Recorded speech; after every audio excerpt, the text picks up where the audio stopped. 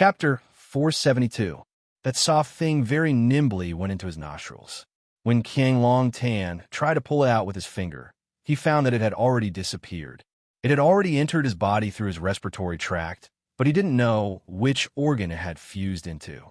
Snake Lord, why are you so cruel? Your Shifu died because of Fong Yin, yet you are now obedient to him and willing to be his dog. Are you worthy of your dead Shifu and your own conscience? King Long Tan pointed at the Snake Lord and cursed. What grudge do we have against each other that you have to ruin me and shame my corpse? Before King Long Tan could finish his words, thick blood was already flowing out of his nostrils. He wiped his face with his hand, turning his face into a funny and colorful face. The Snake Lord sneered and said, King Long Tan, you don't need to sow discord.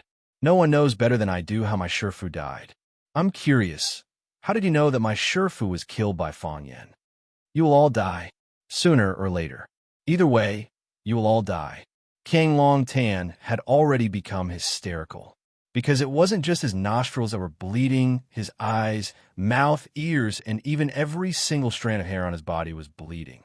His body didn't feel any pain or itch, and there was nothing wrong with his organs.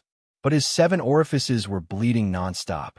This feeling of the unknown was even more terrifying. King Long Tan didn't want to endure this kind of torture, so he turned around and ran outside. Instead of being made fun of like a demon, he would rather end his life as soon as possible. King Long Tan ran to the deck and jumped into the sea without any hesitation. Splash! The sound of water splashing could be heard as his sinful body sank into the unfathomable depths of the sea. The Snake Lord leisurely followed behind him, stood at the edge of the ship and looked at the turbulent sea, then softly said, Do you really think jumping down will save you? No one answered his question, because King Long Tan had disappeared without a trace. I said I won't give you a quick death, and I won't give you a quick death. The blood maggots will corrode your internal organs inside your body, causing you to bleed nonstop. The blood flowing outside will attract a large number of terrifying sharks. The shark at the front will swallow you whole. But your fate isn't over yet. Although you're in the stomach of a shark, the blood maggots are still alive. After it digests, it will escape and enter the shark's body. At the same time, the sharks will suffer the same fate as you. The dead shark will be eaten by more sharks. At that time, which unlucky shark will eat the blood maggot? The Snake Lord sighed softly and said, This is the blood maggots that I have been growing for 3 years. After I became a real Snake King, I became qualified to raise blood maggots. It was originally prepared for those people. King Long Tan, you should first experience the infinite cycle of life and never reincarnate. Fate. The Snake Lord looked at the sea in the distance and said, I think you will like this new and vicious thing, because you are all the same bad people. The sea, shrouded in the night, was like a mysterious and boundless dark magic mirror. There was not much beauty in it, only the rolling black water and the whistling cold wind. Because it was too big, it was easy to make people feel powerless and afraid. It seemed that if they were not careful, they would be swallowed up together with the ship and never have the chance to turn over and go ashore. Although it was cold, the air on the deck was much more comfortable than in the cabin. Lu Chaoga took off her coat and covered the driver's face. Fong Yin took off his outer robe and put on Lu Chaoga. Lu Chaoga refused and said, I am not cold. Put it on, Fong Yin said. He knew that when Lu Chaoga said she was not cold, she was worried that he would be cold. This woman always wanted to take care of others out of habit. This kind of small barbarism would not make a woman feel disgusted. On the contrary, it would make a woman feel warm and protected. Lu Chaoga grabbed the front of her coat with both hands to prevent it from being blown away by the sea wind and said, King Long Tan, don't mention King Long Tan again. We don't know King Long Tan, and we have never seen King Long Tan. None of this has anything to do with us. You were kidnapped, and it was Jiang Fengxing who killed you. Lu Chaoga said with a worried expression, Are you ready? Are you really going to declare war on the Jiang family? Lu Chaoga was also a smart person. Fong Yin did not kill Jiang Fengxing, So he naturally wanted to squeeze every last drop of profit from this important person of the Jiang family. He would make the Jiang family pay for this kidnapping. As for the Jiang family, they no longer had the right to pay. After King Longtan died, the Jiang family, which used to be one of the 4 big families in Huacheng, completely collapsed. The Longtu group was a big fat piece of meat, but not everyone had the right to take a bite. This would depend on the game between Fang Yin and the Jiang family. This man was taking 1 step and looking 3 steps ahead. His thoughts were becoming more and more meticulous. It's not that I want to declare war on the Jiang family. It's that the Jiang family has already declared war on me, Fang Yin said with a smile. He took out a bottle of white ointment from his pocket, unscrewed the cap, dipped his finger in the ointment, and gently wiped the wounds on Lu Chaoga's neck. The wounds were not deep, but they were still bleeding. If they were not treated in time, scars would be left on the neck. Which woman would be willing to have a few scars on their neck? When Fang Yan's finger touched Lu Xiaoga's wound, Lu Xiaoga let out a soft "hmm." His body trembled slightly as if he would fall at any time. Fang Yan's finger touched Lu Xiaoga's wound. "What's wrong?" Fang Yan asked. "Does it hurt?" "It doesn't." Lu Xiaoga's cheeks were slightly red. She thought that it was fortunate that it was dark, so Fang Yan might not be able to see clearly. "It's just a little itchy. I'm not used to it, I say," Fang Yan said. He used the finger that was stained with ointment to carefully wipe Lu Xiaoga's neck. Lu Xiaoga also raised her head high, her slender neck perfectly presented in front of Fang Yan's eyes. She did not look at Fang Yan's eyes, but looked at the vast and dark sea where nothing could be seen. "This is not the golden chrysalis skin nourishing powder. It's the snow snake ointment I got from my friend. The effect of snow snake is not worse than the golden chrysalis. It's just too hard to find." Fang Yan applied it to all the wounds on Lu Xiaoga's neck, then put the half bottle of snow snake ointment in Lu Xiaoga's hand and said, "You keep this bottle." If there were any bumps or bumps, he would immediately apply a layer of it. After the wound is healed, there will not be any scars left, and the skin will be smooth and shiny, just like the skin of the snow snake. Lu Xiaoga refused and pushed the snow snake ointment to Fang Yan's hand. "It's too expensive. I can't take it." Lu Xiaoga said, "You gave your life to me, and I'll give you a bottle of snow snake ointment. What is it worth?" Fang Yan said strangely. When did this woman become so wishy-washy? She was not the kind of woman who would put a bottle of snow snake ointment in her eyes. "I think." Lu Xiaoga's gaze swept to the distant sea and said, "Maybe your technique is more professional. If you help me apply it, the effect might be better." Fang Yan was stunned for a while, then put the snow snake ointment back in his pocket and said, "That makes sense." Lu Xiaoga let out a sigh of relief. Fang Yan didn't refuse. This was something to be happy about. She was willing to pay, but Fang Yan might not be willing to accept. Sometimes, there were too many scoundrels in life. "Your face is red," Fang Yan said. Lu Xiaoga was a bit annoyed. This guy, he must be doing it on purpose. Fang Yan suddenly reached out and pulled Lu Xiaoga into his embrace. He said emotionally, "You don't know how worried I was when I found out that you were kidnapped." Jiang Zhulu was sitting across from me at the time, and I had the urge to tear him apart. I was too scared that the people I cared about would leave me. The feeling of not being able to see you again in this life is too terrifying. Just thinking about it makes me feel cold all over and despair seep into my bones. I really can't imagine what kind of crazy things I'll do if you don't come back. Xiaoga, I apologize. I admit, ever since you hid the truth from me about your aunt, I've been on guard against you. I wanted to get close to you, but there was always a barrier in my heart. I know. Lu Xiaoga lay in Fang Yan's arms tiredly and said, "I could feel it. All the responsibility was on me, so I never felt wronged. But later, you sacrificed so much for me. I left for 3 years, and you held on for 3 years. I mourned for 3 years, and you worked hard for 3 years. I thought about it peacefully for 3 years, and you fought openly and secretly for 3 years. This kidnapping was just a continuation of the previous traps.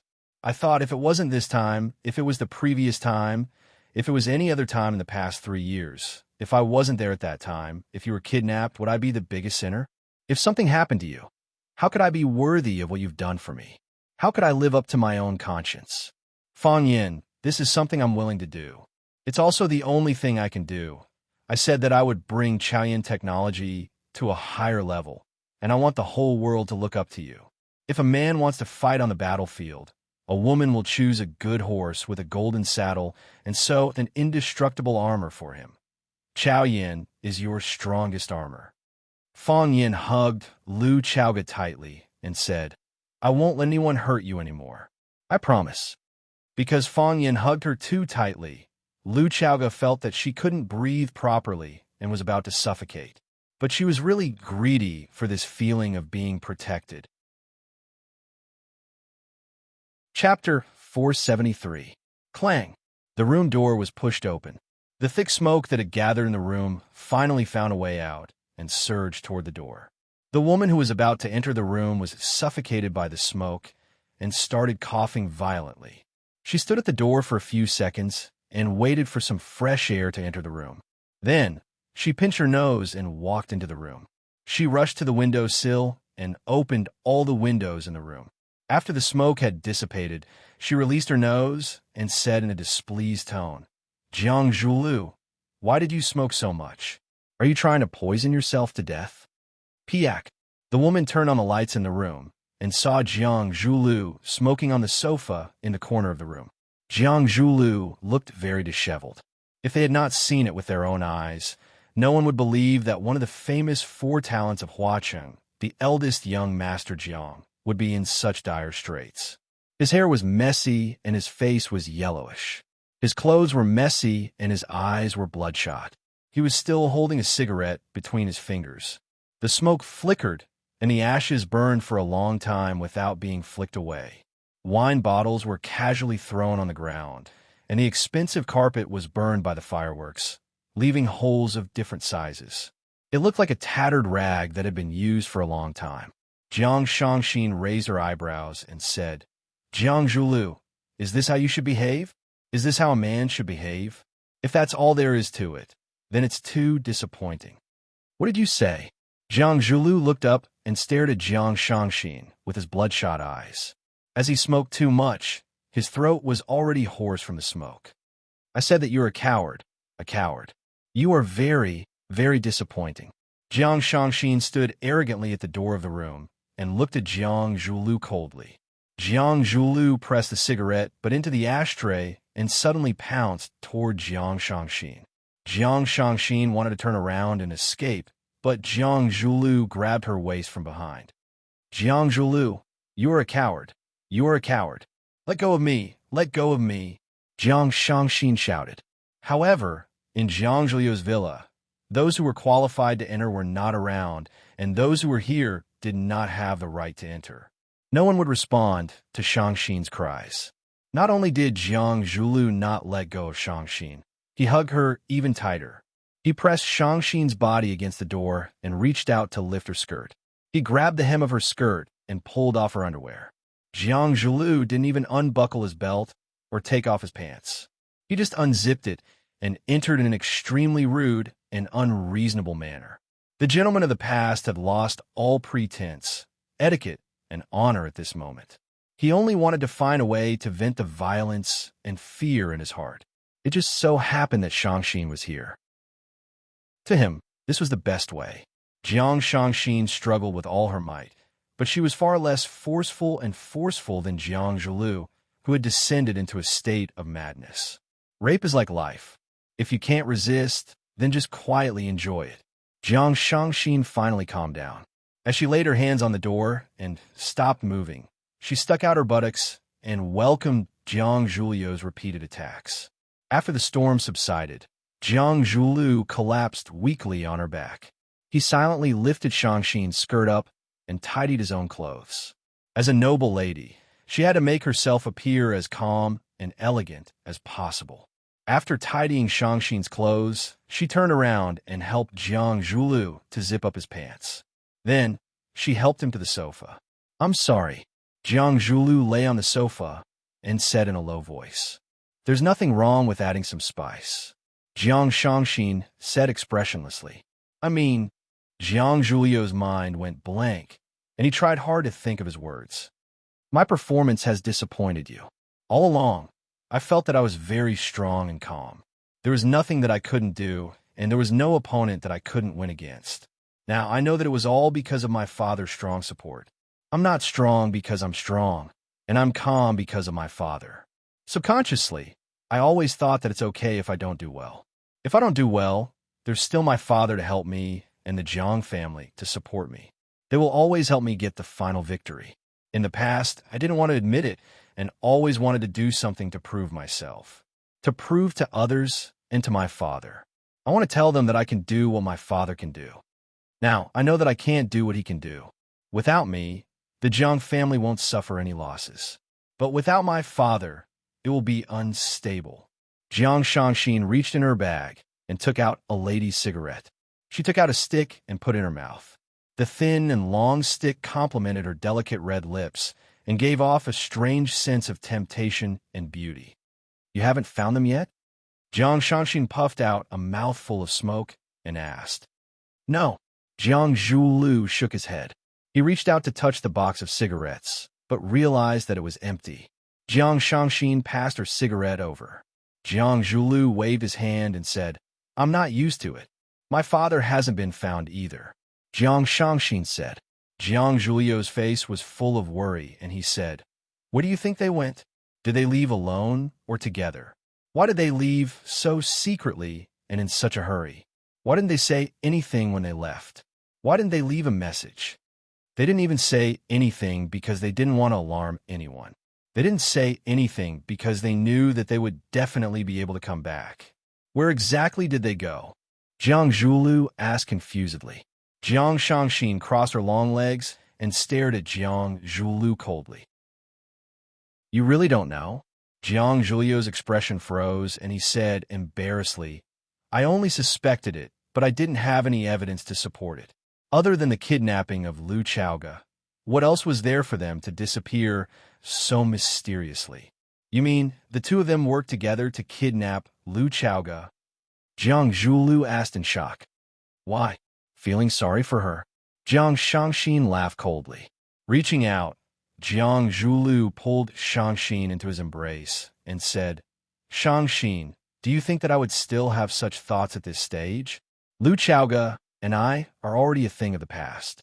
You're the wife that I have officially married. How do you know that they left because of this? My father has always denied this matter and didn't reveal anything to me. My mother said so. Jiang Shangxin said, The outside world always thought that my father was highly regarded by the Jiang family because of his outstanding abilities. In fact, he was just an idiot. Because my father had some special fetishes, the Jiang family always felt that they had let my mother down. Therefore, many of the important businesses have been handed over to my mother to manage. My mother was not inferior to any man and managed all the businesses in an orderly manner. She even earned more than some of the businesses that the men were in charge of. The Jiang family couldn't push my mother away directly, so they could only push all the credit to my father. He really picked up a huge bargain. Jiang Zhulu knew that his wife, Jiang Shangxin, did not have a harmonious relationship with his father. Even the speech at the wedding was made by his mother. His father, Jiang Fengxing, did not even have a chance to speak. Now that he heard her say that his father had some special fetishes, Jiang Zhulu knew that those obscure rumors were actually true. Jiang Shangxin extinguished the cigarette, but in her hand, as if she was strangling some of her bad mood. Although my father was a bit of an idiot, he still knew to discuss with my mother before he did anything. My mother would help him analyze what he could do and what he couldn't do. This time, he left without saying goodbye, which meant that he wanted to do something that he didn't want all of us to know. Moreover, when Feng Yan made a scene at our wedding, my father dragged us away. I asked my mother about Feng Yan's motive for doing this. My mother said that flies don't stare at seamless eggs. At that time, I only thought that even my mother had been convinced by Feng Yan's vivid performance. Jiang Zhulio's expression became increasingly solemn. He looked at Jiang Shangxin and asked, If the two of them really did this together, what do you think the outcome would be? Give up, they won't be able to come back. Jiang Shangxin said, If they haven't come back now, they won't be able to come back in the future, Yes, they didn't want others to know about this secret, so they could only keep their mouths shut. They knew that if they didn't come back now, more people would be alerted. Therefore, no matter what the reason was, they would definitely rush back in the shortest time possible. Now that they haven't come back, they probably... Jiang Zhuliu's eyes turned red. He was different from Jiang Shangxin. He had deep feelings for his father. He didn't want anything to happen to his father, nor did he want to end up in a tragic situation where he would never be able to see his father again. At this moment, he really hated Fang Yin and was extremely afraid of Fang Yin. This man, Fang Yin, was simply the longest nightmare of his life. Jiang Shangxin looked at Jiang Zhuliu and said, I am here to see if you have made the final decision. If something happened to Qiang Longtan and Jiang Fengxing, it would prove that their kidnapping of Lu Chaoge had been exposed. Fang Yin could either kill them or use them as pawns to negotiate with the Jiang family. If Fang Yin chose the first option, the Jiang family would be in trouble. If Fang Yin chose the second option, the Jiang family's general family would face a serious disaster. If Qiang Long Tan wasn't around, Jiang Zhuliu would be the head of the Jiang family. What choice would he and the Jiang family's Longta group make? Chapter 474. The so-called final decision was that the situation was not right, and they needed to make early preparations. Although Jiang Zhuliu was feeling uneasy because of his father's disappearance, he was not a person who liked to drag things out. He got up from his sofa and walked to his desk. He took out a document from the desk drawer and handed it to Jiang Shangxin. Sign here. Jiang Shangxin took the document and glanced at it. Then, she looked up at Jiang Zhuliu and asked, You don't trust me? Jiang Zhuliu sat down and put his arm around Jiang Shangxin's shoulders. It's not that I don't trust you. On the contrary, you are the only person I can trust in this world. My dad is gone, and my mom doesn't care about the company's matters. Who else can I trust? Jiang Shangxin pointed at a clause in the document and asked, What does this mean? Jiang Zhuliu knew what her misunderstanding was and explained. Because of Lu Chaoge's deceit, the Longta group had always been the battleground between the Jiang and Lu families. After that, the Jiang family mediated in the middle, and we spent a lot of money to buy back all the shares of the Longta group from the Lu family. Now, Longtu belongs to the Jiang family completely. However, can the Jiang family still hold on under such circumstances? I can understand why you sold 49% of the shares to the Jiang family for $1 billion in cash. If the Jiang family did not stand up for you, Fang Yin and the other families would not let go of the cake of Longtu. The cake was too tempting, and the Jiang family did not have the power to protect it. They could only rely on external forces. However, why did you transfer 20% of the shares to me? Are you worried that I will leave you at this time? Husband and wife are one. Jiang Zhuliu hugged Shangxin's body tightly and said, At the wedding, I said that no matter if we are poor or rich, in health or in sickness, I will love you from the start. Shangxin, since I made a vow in front of so many guests, I will definitely keep my word. What is mine is yours. I am willing to share all my wealth and everything with you. Jiang Shangxin planted a kiss on Jiang Zhuliu's affectionate face and said, Don't worry. What's ours is still ours. No one will take it away from us. Jiang Shangxin readily signed the document and kept it in her bag. Then, she said to Jiang Zhuliu, I will go back and discuss with my mom now. I will ask her to help me settle the matter of transferring the shares to the Jiang family as soon as possible. Shangxin, it has been tough on you. Jiang Zhuliu held Shangxin's hand and said with a face full of pity. After Shangxin got up and left with her bag, Jiang Zhuliu walked to the window and watched as Shangxin walked to the courtyard of the villa. As if she had sensed Jiang Zhuliu's gaze, Jiang Shangxin turned around and smiled at him. Drive slowly, Jiang Zhuliu instructed gently as he waved goodbye to Shangxin. She was like a sweet lover who was deeply in love and reluctant to part. Jiang Shangxin nodded and entered the red sports car that she had driven over. Very quickly, she drove away. The gentleness in Jiang Zhuliu's eyes disappeared, and the smile on his face disappeared. He coldly spat out 2 cold words, whore. Jiang Zhuliu returned to his desk took out a pencil from the pen holder, and started writing on a piece of white paper. After a long while, when the sky got darker and Jiang Zhulu thought that he couldn't wait any longer, the cell phone that was placed on the side of the table suddenly rang. Jiang Zhulu held onto the cell phone and didn't answer it immediately. Instead, he waited for the cell phone to ring 3 times before he answered the call. He said, "I have a strong smell of smoke on me. I'm taking a shower. Shangxin, what's the matter? I have talked to my mom. It is a must to transfer a portion of his shares to the Jiang family. However, my mom said that the energy industry is the supporting industry of the future, with the scale of the Loan-to Group selling 49% of the shares for 1 billion yuan is too cheap. She is willing to use the funds under her control to make this deal with you. Buy 30% of the shares of the Loan-to Group for 3 billion yuan. Do you think this plan is feasible?" "That's great." A mocking sneer appeared on Jiang Zhulio's face. However, he said passionately, "Our mom is still the most thoughtful. If we only need to sell 30% of the shares, then I can transfer another 10% of the shares to you. In this case, the Loan-to Group will still be under our control. As a married couple, we will be of one mind. Even though we have to give away a portion of the shares, if we expand our business, we will be able to make up for our losses in the future. Isn't that right, Shangxin?" "Yes," Jiang Shangxin said in a gentle voice. "I believe in you. Shangxin, I miss you. Can you come and accompany me?" "Zhulu, I miss you too. However, my mom needs someone to accompany her too. My dad hasn't been found yet either. See you tomorrow then." Jiang Zhulu hung up the phone and hid in the darkness once again. He would have to live like this for a long time in the future. When Fang Yin was practicing in the courtyard, he heard a sound behind him. Fang Yin turned around and saw Lu Chaoga, who was dressed in white pajamas, leaning against the windowsill and looking down. "Are you awake?" Fang Yin asked with a smile. "Yes."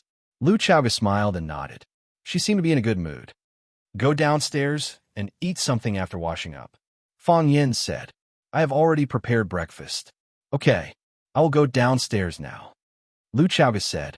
However, she did not turn around as she looked at Fang Yin, who was practicing on the lawn. Fang Yin smiled and started to practice his drunken crane riding wind steps again. He had not been idle during the 3 years of mourning.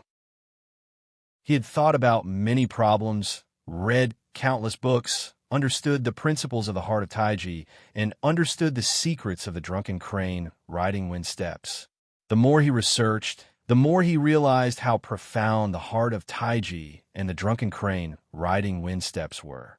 Furthermore, he realized that the two of them complemented each other. The heart of Taiji was the wind, and the drunken crane riding wind steps were the sails. When the wind blew, the sails would expand, and the body, which was a big boat, would be able to ride the wind and waves to its fullest potential. Therefore, Fang Yin had spent most of his time and energy on this in the past few years. Every day when he got up, he would walk a few laps. Lu Chaoga did not go to work for the past few days. She had been kidnapped. Both her body and mind were seriously injured. She needed some time to rest and adjust. Lu Chaoga's kidnapping made Fang Yin re-examine the relationship between the two. The estrangement between the two disappeared, and the grudge in his heart melted. He once again realized that Lu Chaoga was a very important friend to him. Fang Yin did not go to work. He chose to stay at home to take care of Lu Chaoga's daily life. Previously, these things were done by Lu Chaoga herself. It was also because she wanted to choose her favorite food that she was kidnapped after leaving the mall. Fang Yin soaked the lemon slices in warm water because Lu Chaoga drank several glasses of lemon water every day. It was said that this had the effect of detoxification and whitening, but Lu Chaoga was already so white that there was no need for whitening. Fang Yin was in charge of 3 meals a day. Breakfast was millet porridge and boiled eggs because Lu Chaoga did not like to eat fried food. Lunch was tomato scrambled eggs, scalded vegetables, or braised fish. Lu Chaoga liked to eat fish. It was nutritious and not easy to get fat. Women liked it more than meat. Dinner depended on Lu Chaoga's appetite. Whatever Lu Chaoga ordered, Fang Yin would cook. His cooking was not bad, but it was not as good as Lu Chaoga's. After Fang Yin finished practicing, Lu Chaoga had already finished breakfast and was watching TV on the sofa in the living room. Lu Chaoga looked at Fong Yin and quickly looked away. Fong Yin's whole body was wet. His clothes were sticking to his body. His thick chest was pushed up high, and his strong arms were full of masculinity. Fong Yin practiced Nigong, so the difference between him and other martial artists was very obvious. His body was not big, and he did not have obvious muscles like a bodybuilding model. But if you took off his clothes, you would find that there was not a trace of fat on his body. Every piece of his skin seemed to be carefully carved and polished. Moreover, because of the protection of qi, there was a layer of pale white luster on his body. Those who did not know would only think that this person was healthy and full of vitality. But those who knew would understand that this person was overflowing with divine light and was certainly not a villager. For Lu Chaoga, Fong Yin's outfit was a little tempting. "I will take a shower and then accompany you to the yard for a walk," Fong Yin said. "Okay." Lu Chaoga nodded her head and agreed. Fong Yin took a shower and went downstairs. When he was about to take Lu Chaoga for a walk in the neighborhood, he realized that there were guests at home. Jiang Shangxin, Jiang Zhuliu's fiancée. The Jiang family, or rather, the Jiang family, had finally come knocking. Lu Chaoga was still watching the television and had no intention of talking to Jiang Shangxin. Jiang Shangxin sat on the sofa and drank tea. Her eyes were also fixed on the television screen, as if the program was very tempting. When she saw Fong Yin coming downstairs, Jiang Shangxin put down the teacup in her hand and stood up. She said, "Mr. Fong, I want to talk to you." Fong Yin looked at Jiang Shangxin and asked, "What do you want to talk about?" "About Miss Lu," Jiang Shangxin said. Fong Yin looked at Lu Chaoga and smiled. "She is very good. There's no need to talk about it." "Then let's talk about those bad people." Jiang Shangxin looked at Fong Yin stubbornly and continued. Fong Yin's eyes turned cold. He smiled and said, "What do those bad people have to do with me? Why do I have to talk about them? It is such a good morning. Will it affect my appetite and mood?" Jiang Shangxin knew that she would be ridiculed by Fong Yin, and this treatment was completely within her expectations. She looked at Fong Yin and said, "In that case, let's not talk about Miss Lu or those bad people. Let's talk about business." Chapter 475. Business. Fong Yin laughed. "We could talk about this. Who would be willing to reject something that could earn them money?" Fong Yin pressed on and forced Shangxin to retreat again and again. Jiang Shangxin wanted to talk about Lu Chaoga because she wanted to talk to Fong Yin about the ending of the kidnapping incident. Fong Yin said that Lu Chaoga was safe and sound, and there was no need to talk about it. If Lu Chaoga was safe, Fong Yin would have the upper hand in the negotiation.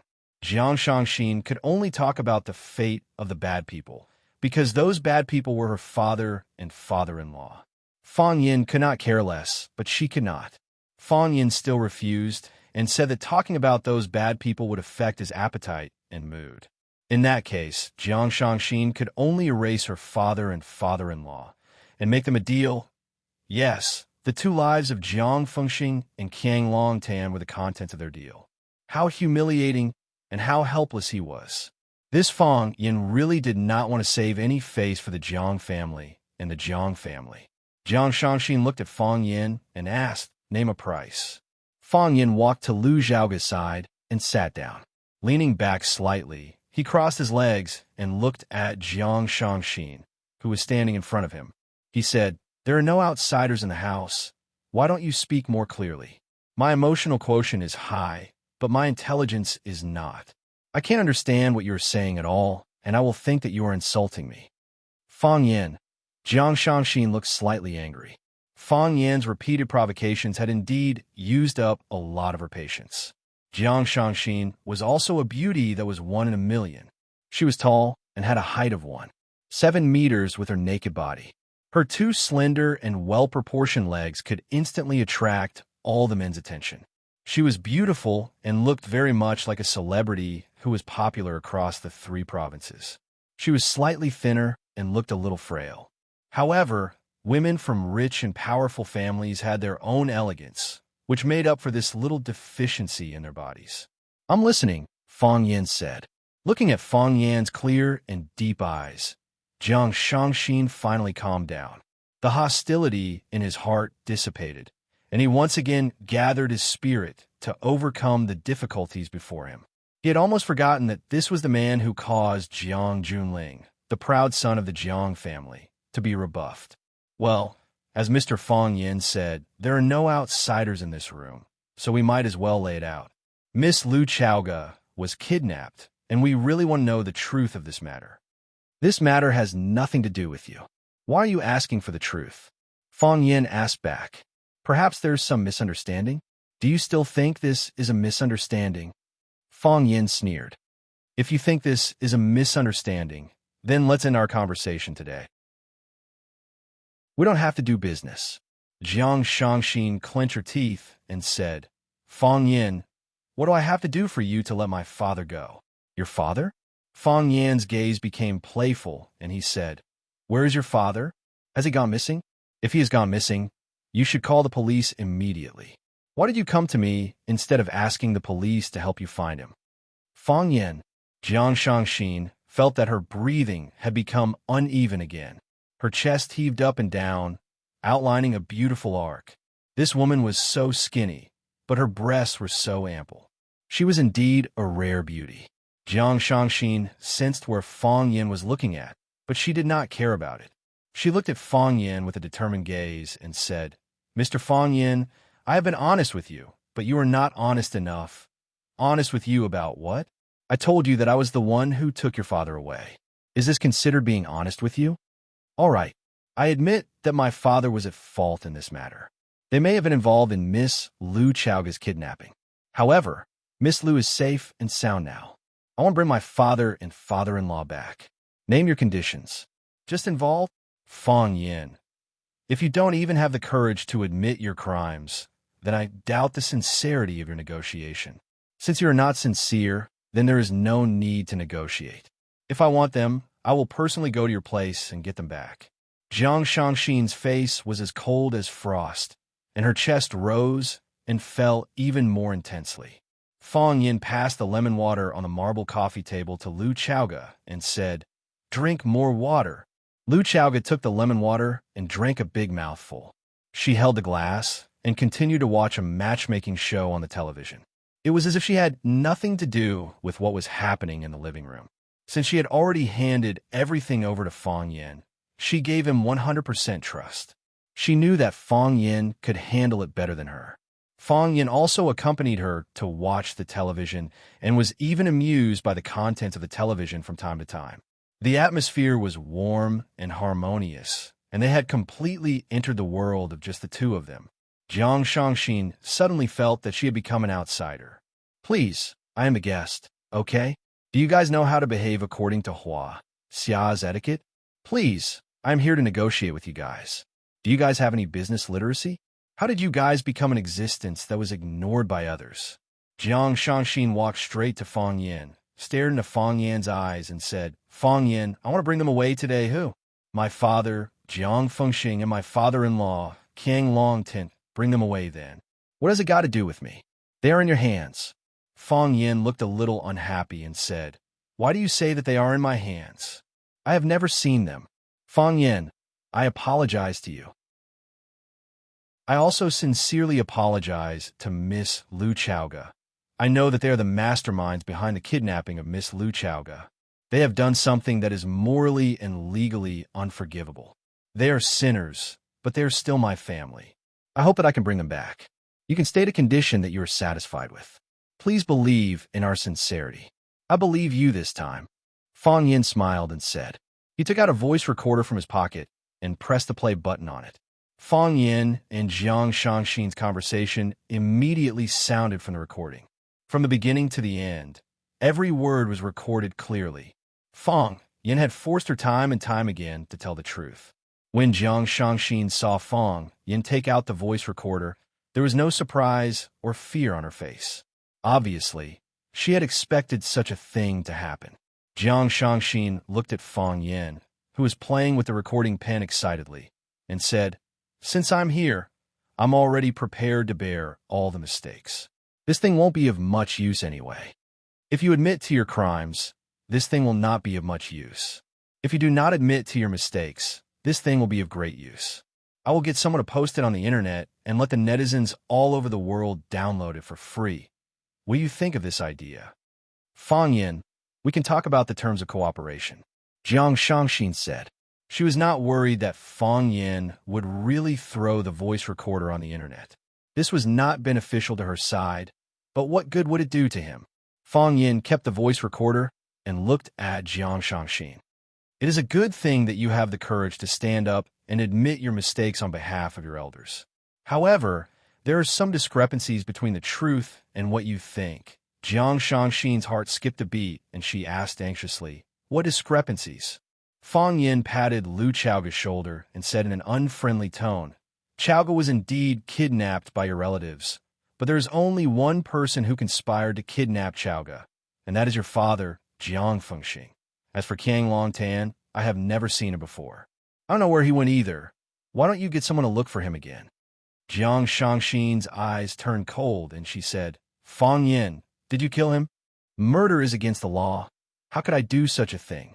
Fang Yin hurriedly denied it. "Even if I feel that he deserves to die 1,000 times or 10,000 times, I will never do something like that to silence him." "How ruthless!" Jiang Shangxin sneered and said, "You hated Qiang Longtan, or rather, you were afraid of Qiang Longtan. So you simply killed him and put an end to everything. Then, you pushed the responsibility of his death onto the living. For example, my father, am I right? Qiang Longtan's life doesn't mean much to me. His death wouldn't have any effect on me. Of course, from a personal point of view, this is a very satisfying thing. If I know which hero did it, I will definitely treat him to a drink. Ask him later if it was your father who did it. If it was him, I will treat him to a drink too. The old master is doing good for the people, and he is doing good for the Jiang family. This is what the Jiang family lacks." Jiang Shangxin suppressed the anger in her and said, "We admit that we kidnapped Miss Lu Chaoga. We will also admit to Qiang Longtan's death if there is a need. Our only request is to take my father away." Jiang Shangxin wasn't stupid, and neither was the Jiang family. Since they had already determined that Jiang Fengxing and Qiang Longtan were the masterminds behind the kidnapping of Lu Chaoga, and now that Lu Chaoga and Fang Yin had returned safely, it proved that the two unlucky fellows had been controlled by someone else. What kind of evidence was better than a living witness?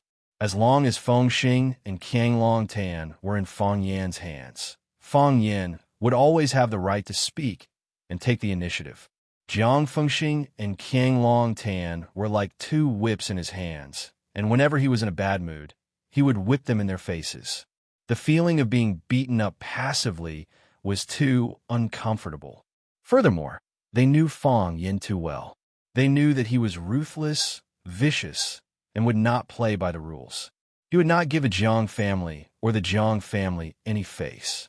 Since that was the case, they might as well take the initiative and take the hostages back from Fang Yin's hands. Since they had to negotiate, it was better to talk earlier than later. Problems had to be solved, and it was better to solve them earlier than later. Fang Yin looked at Jiang Shangxin and said, "Since you are so sincere, give me 30% of the shares of Longtu Group." Chapter 476. Fang Yin. Jiang Shangxin shouted angrily. She wanted to snatch the glass from Lu Chaoga's hand and smash it on Fang Yin's disgusting face. She would only feel better if she saw Fang Yin's face blooming. Too greedy. How much was 30% of Longtu Group's shares worth? How could he have the cheek to raise such a condition? Fang Yin looked at Jiang Shangxin with a puzzled expression and said, "Why? Didn't you say that you are very sincere? Is this how you show your sincerity?" "Fang Yin, we can pay a portion of the compensation. I said that I want 30% of Longtu Group's shares." 30% is too much, Jiang Shangxin said. "It is impossible for us to get so many shares of Longtu. Jiang Zhulu will not agree to it either." At this point, she naturally had to use her beloved husband as a shield. Fang Yin grinned. His smile was soundless, but it was exceptionally frightening. Under the gaze of such a smile, Jiang Shangxin suddenly felt guilty. It was as if she would not have the confidence to say or do anything in the future. Fang Yin looked at Jiang Shangxin and said, Qiang Long Tan disappeared mysteriously and has not appeared until now. With Jiang Zhuliu's intelligence, he naturally knows that something has happened to his father. If Qiang Long Tan does not return, what makes Jiang Zhuliu think that he can protect this family business? With the way the Jiang family does things, they should have already divided the Long Tu group among themselves, right? How much did the Jiang family take? 49% or 40%? Jiang Shangxin pondered over her words and said, You have only guessed part of it. Jiang Zhuliu is indeed willing to give up a portion of his shares to the Jiang family as a sign of loyalty. He hopes that the Jiang family will give them some care and help in the future. However, it is definitely not as much as the 49% or 40% that you mentioned. Fang Yin pondered for a while and then smiled even more happily. Interesting. This is really interesting. Fang Yin, you better be rational. I came here with full sincerity. You will only scare me away with a sky-high price. Jiang Shangxin, you're the Jiang family, or should I say, Jiang Shangxin yourself? Your family is also a perpetrator, right? Your father called both Feng Xing and Qiang Long Tan criminals. Why do you think you're cleaner than Jiang Zhuliu? Fang Yin, I don't understand what you mean.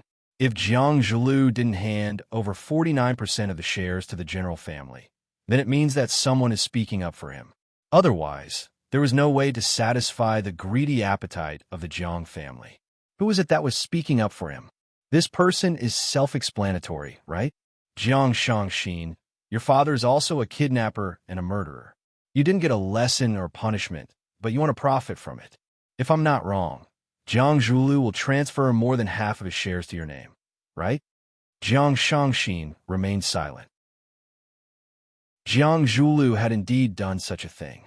Qiang Long Tan and Jiang Zhuliu owned 100% of the shares of the Long Tu Group. Jiang Shangxin's mother, Li Yun, used the Jiang family's investment fund to buy 30% of the shares of the Long Tu Group. Coincidentally, the Jiang family was behind Li Yun. This was considered as Jiang Zhuliu's proof of allegiance to the Jiang family. As for the rest of the shares, Jiang Zhuliu divided them into two portions.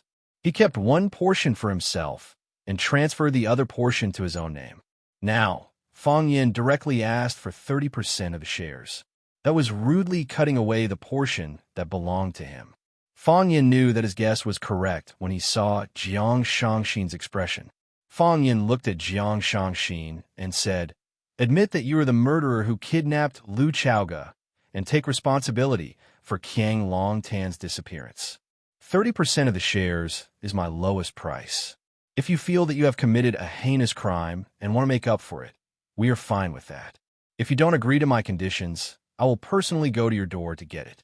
When that time comes, I will ask for more. A little more than I want right now. Jiang Shangxin stared at Fang Yin sharply and said, Fang Yin, aren't you afraid? Afraid of what? You are declaring war on the Jiang family.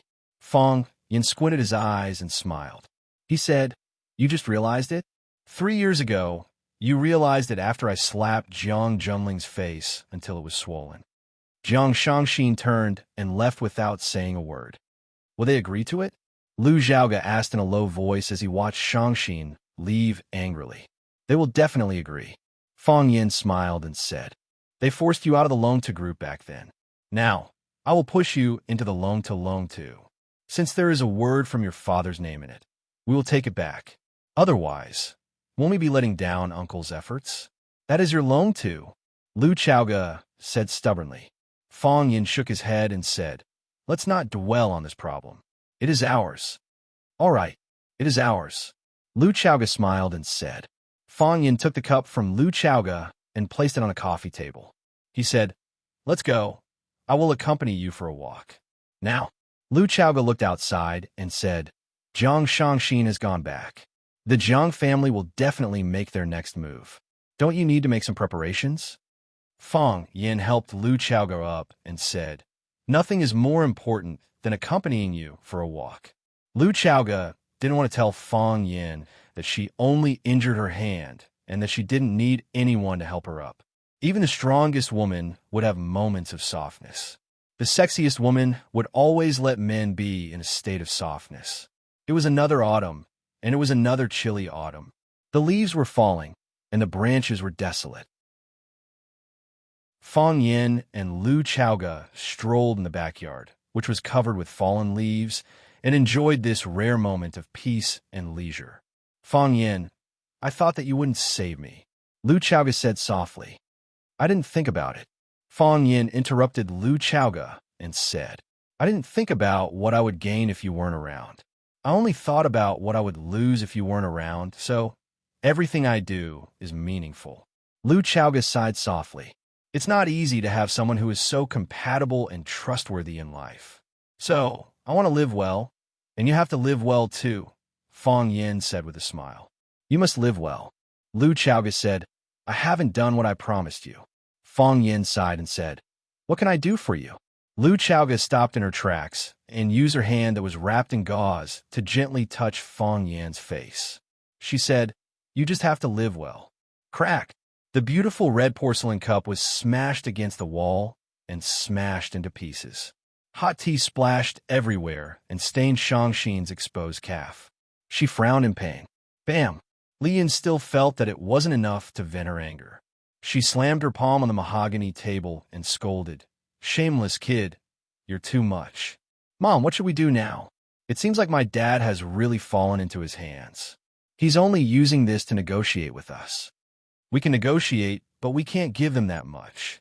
Fang Yin said that the Jiang family is greedy, but he's even more greedy than us. How can he have such a huge appetite at such a young age? Isn't he afraid that his stomach won't be able to digest it? He really doesn't have any regard for the Jiang family. Recalling Fang Yan's detestable attitude, Jiang Shangxin said coldly, Fang Yin is adamant that he wants 30%. I think he won't accept any less than that. He also wants us to take responsibility for the kidnapping of Lu Chaoga and Qiang Longtan's disappearance. He's determined not to let Qiang Longtan come back.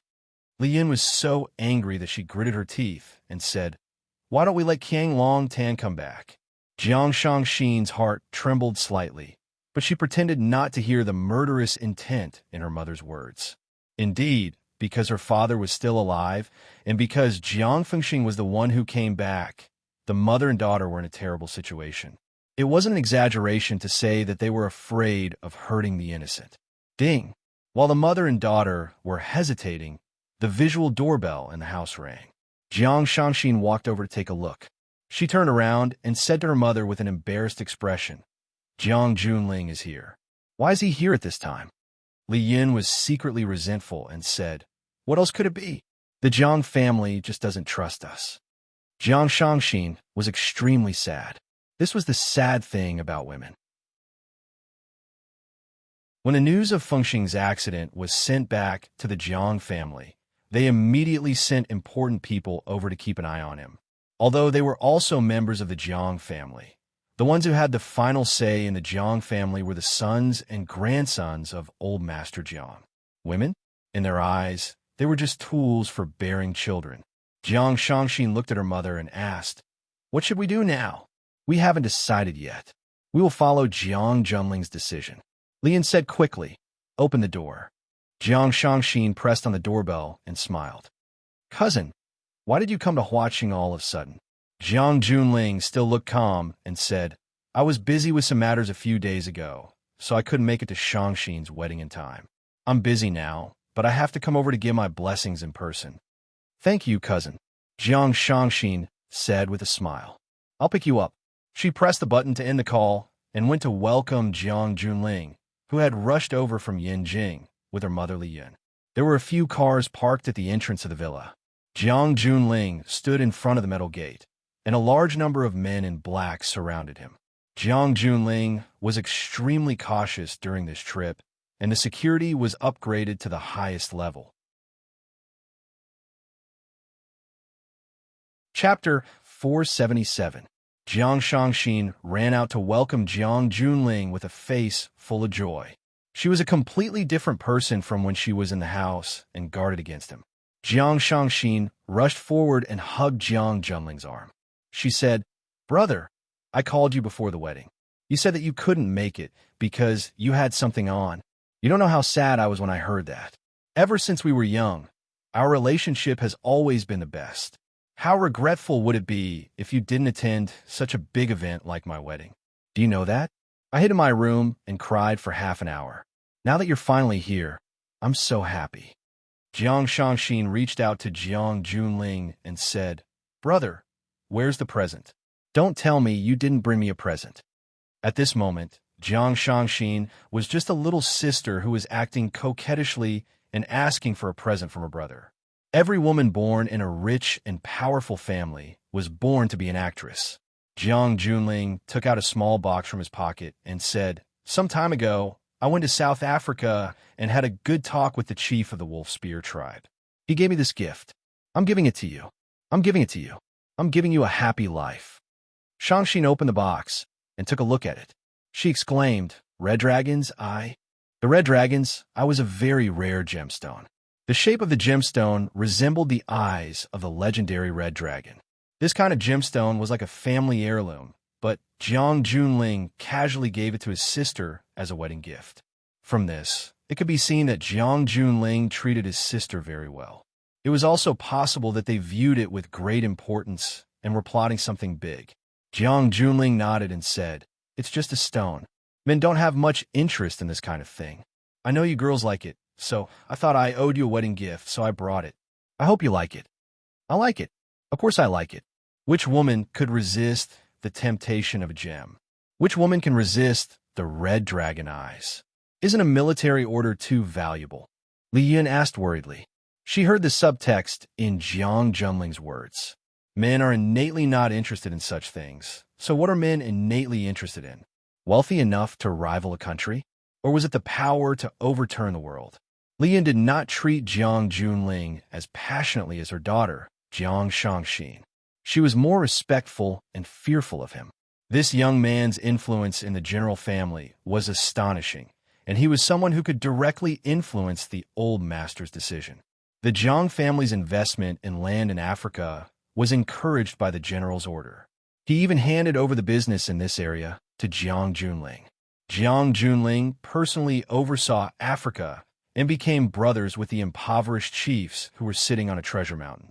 He gave them luxury cars, good wine, and everything they liked. The result of catering to their needs was that they were able to bring back carts after carts of their precious ores. The profits were astonishing. Now that Jiang Junling had used a red dragon's eye, Li Yun was truly worried. Everyone knew that Jiang Junling was a business genius. He never did business that was at a loss. What did he want to take from them this time? Beauty?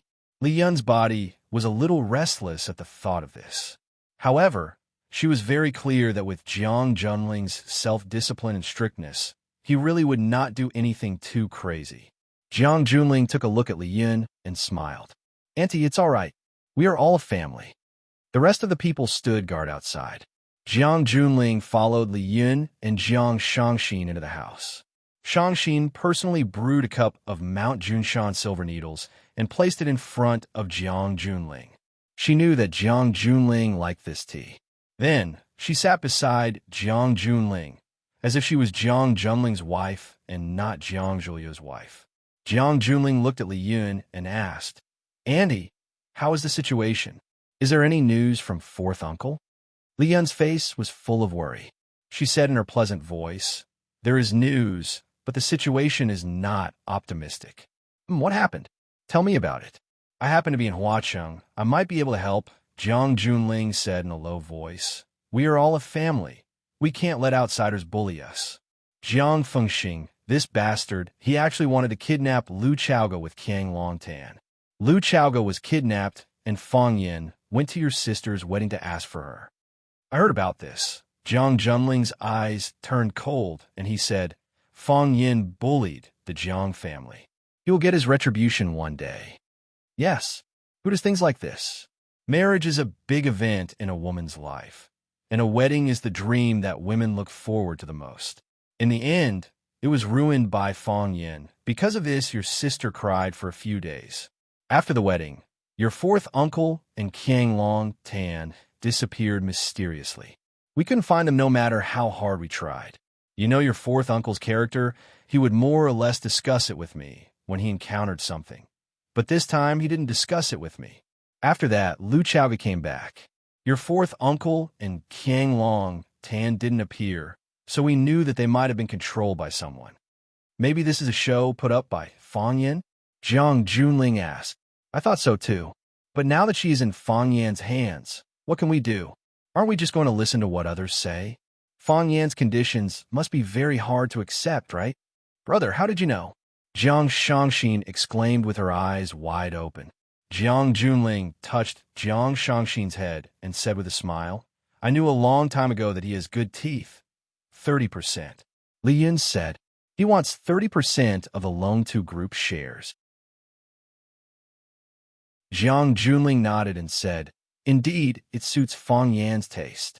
How are the shares of the Loan 2 Group being divided now? Li Yun didn't respond to Jiang Shangxin's gaze.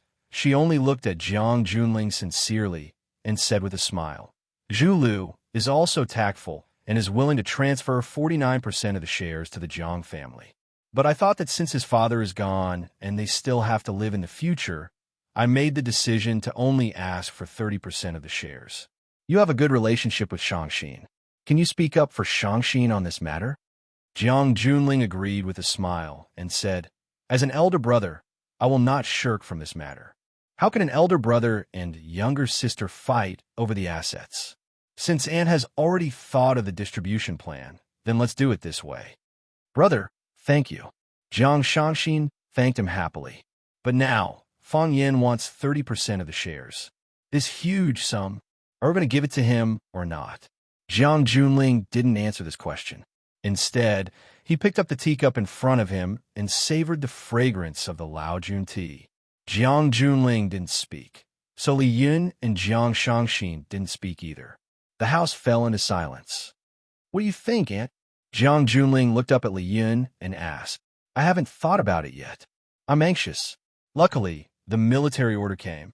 Li Yun looked at Jiang Shangxin and said with a smile, we will listen to the military order and make the decision. Jiang Junling held the teacup in his hands and muttered for a while, we still have to save them. How could a general abandon his own family? We will be laughed at if word gets out. I understand. Li Yun said, then I will ask Zhu Lu to take out some shares. I will talk to him. Jiang Junling said. He put down the teacup and said, I will go out for a walk and meet my old friends in Huachin. Military order. Take care of your safety. Li Yun reminded him from behind. Jiang Junling stopped in his tracks and turned to look at Li Yun. He said, is there any place that the Jiang family can't go? Li Yun smiled and nodded. Of course. However, it's always good to take care of your safety. You are the lifeblood of the Jiang family. Even a scratch on your skin would be an earth-shattering event. Jiang Junling smiled and said, Aunt, you have to take care of your health too. Don't worry, I will definitely bring fourth uncle back. I believe in the military order. Li Yun said gratefully. Jiang Junling got into the car and left. Jiang Shangxin only walked to her mother when the convoy was far away and couldn't be seen. She asked, Mom, can he really bring my father back? Who can guess what he is thinking? Li Yun let out a heavy sigh. When facing the general's order, the other party gave her an immense pressure. She felt that it was hard to breathe. Seeing her mother's greedy breathing, Jiang Shangxin smiled and said, he is getting scarier.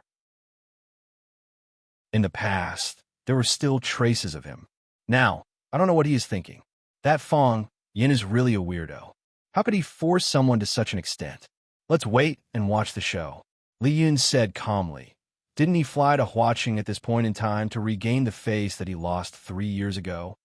Are we really going to let Zhu Lu take out another 30% of the shares? If we give 30% to the Jiang family and another 30% to Fang Yin, how much will we get? Li Yun hugged her daughter's shoulders and said, things have changed. We'll not get involved. As long as you and Jiang Zhulu are still together, what is yours will still be yours in the future. Mom, I know. Jiang Shangxin hugged her mother's arm tightly and said, but how did the Loan 2 Group fall apart? It is really hard to predict who will end up with it in the future. Qiang Long Tan has always been smart, but he turned the tables on this matter.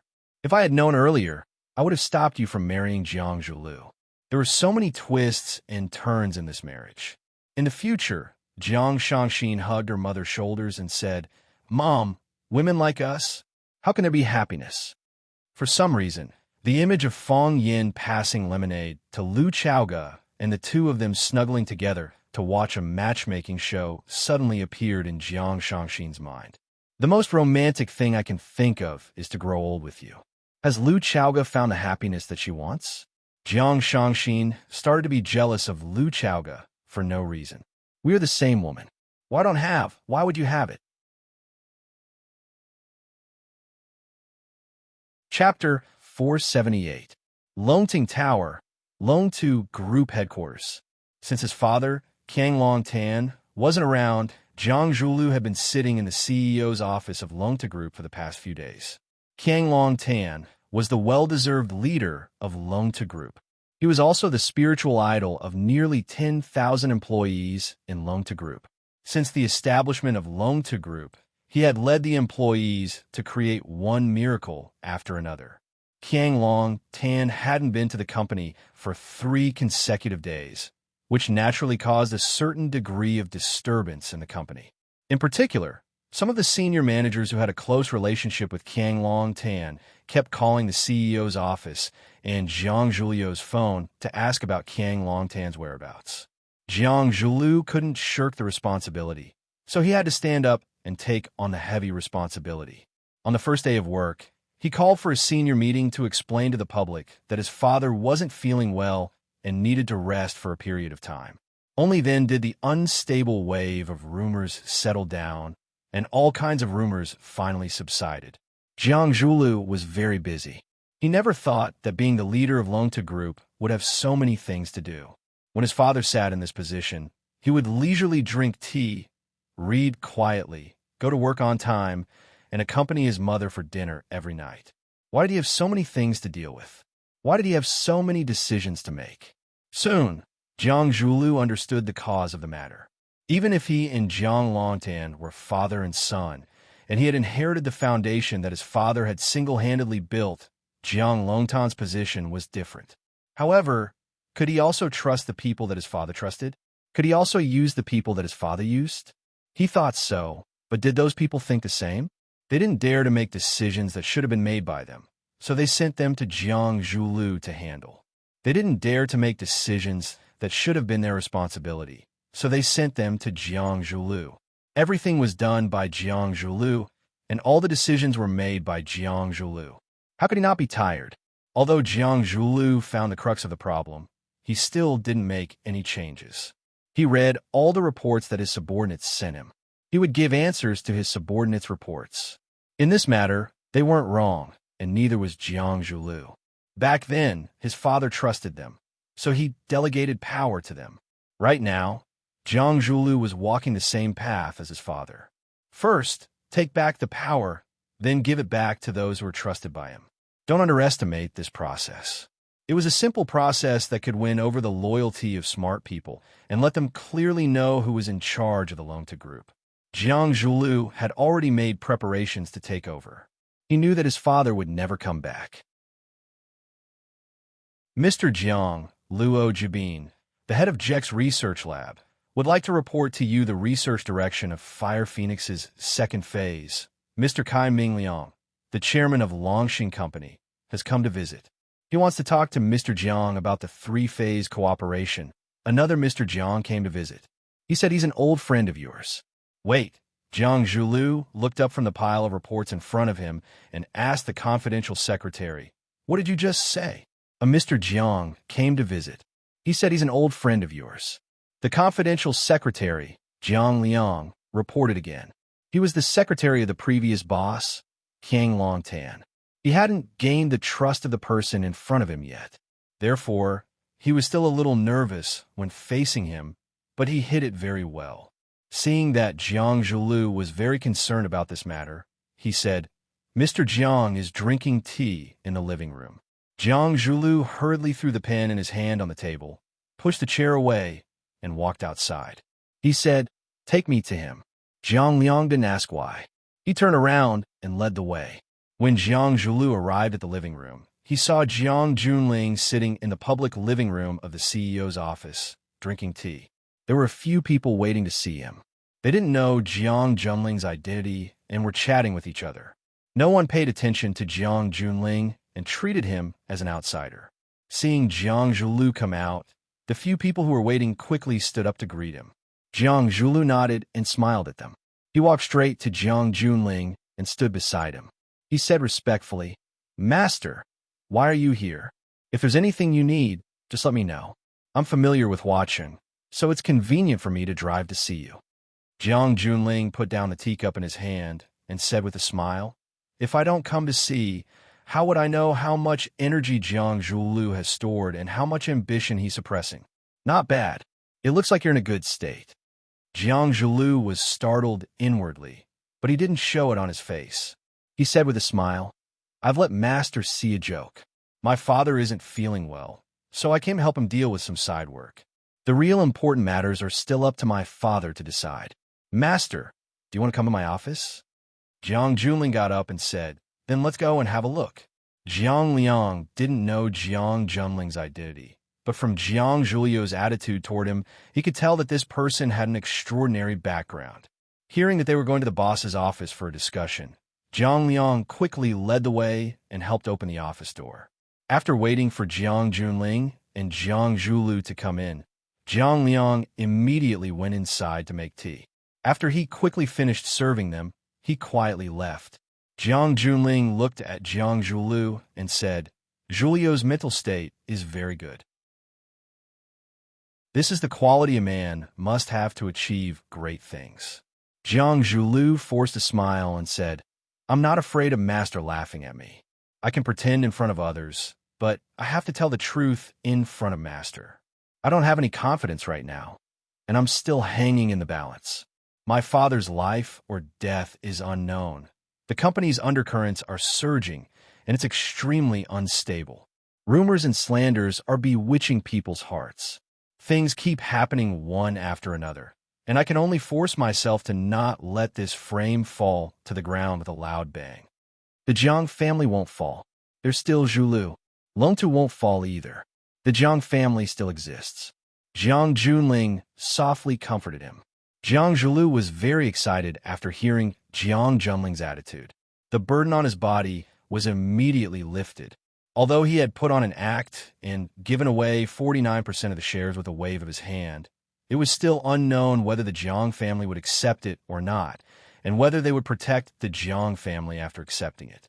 Now that an important figure from the Jiang family had stood out and said that the Jiang family and Longtu wouldn't fall, it meant that they had accepted his kindness and kneeled to him. From now on, the Jiang family would be a subsidiary of the Jiang family. Of course, they would be a subsidiary after he and Jiang Shangxin got engaged. However, the Jiang family had a lot of autonomy at that time, and they could bite back at the main family at any time. Now that the Jiang family was in danger, they could only rely on the Jiang family. They would bite whoever the Jiang family wanted them to bite. They were just a family of dogs. "Thank you, Master." Jiang Zhulu stood up and bowed deeply to Jiang Junling. Don't underestimate Jiang Junling's simple words. He had saved the Jiang family and Longtu. Jiang Junling didn't hide it or beat him up. Instead, he gave him such a big gift the moment they met. Whether it was sincere or not, he was sincerely grateful to Jiang Junling and the Jiang family.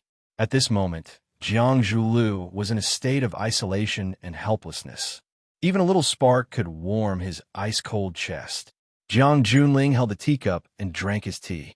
He smiled and said, "We will be family in the future. You don't have to be so polite." Jiang Zhulu returned to his seat and asked Jiang Junling, "Master, why did you come to Huaqing this time?" "To settle things."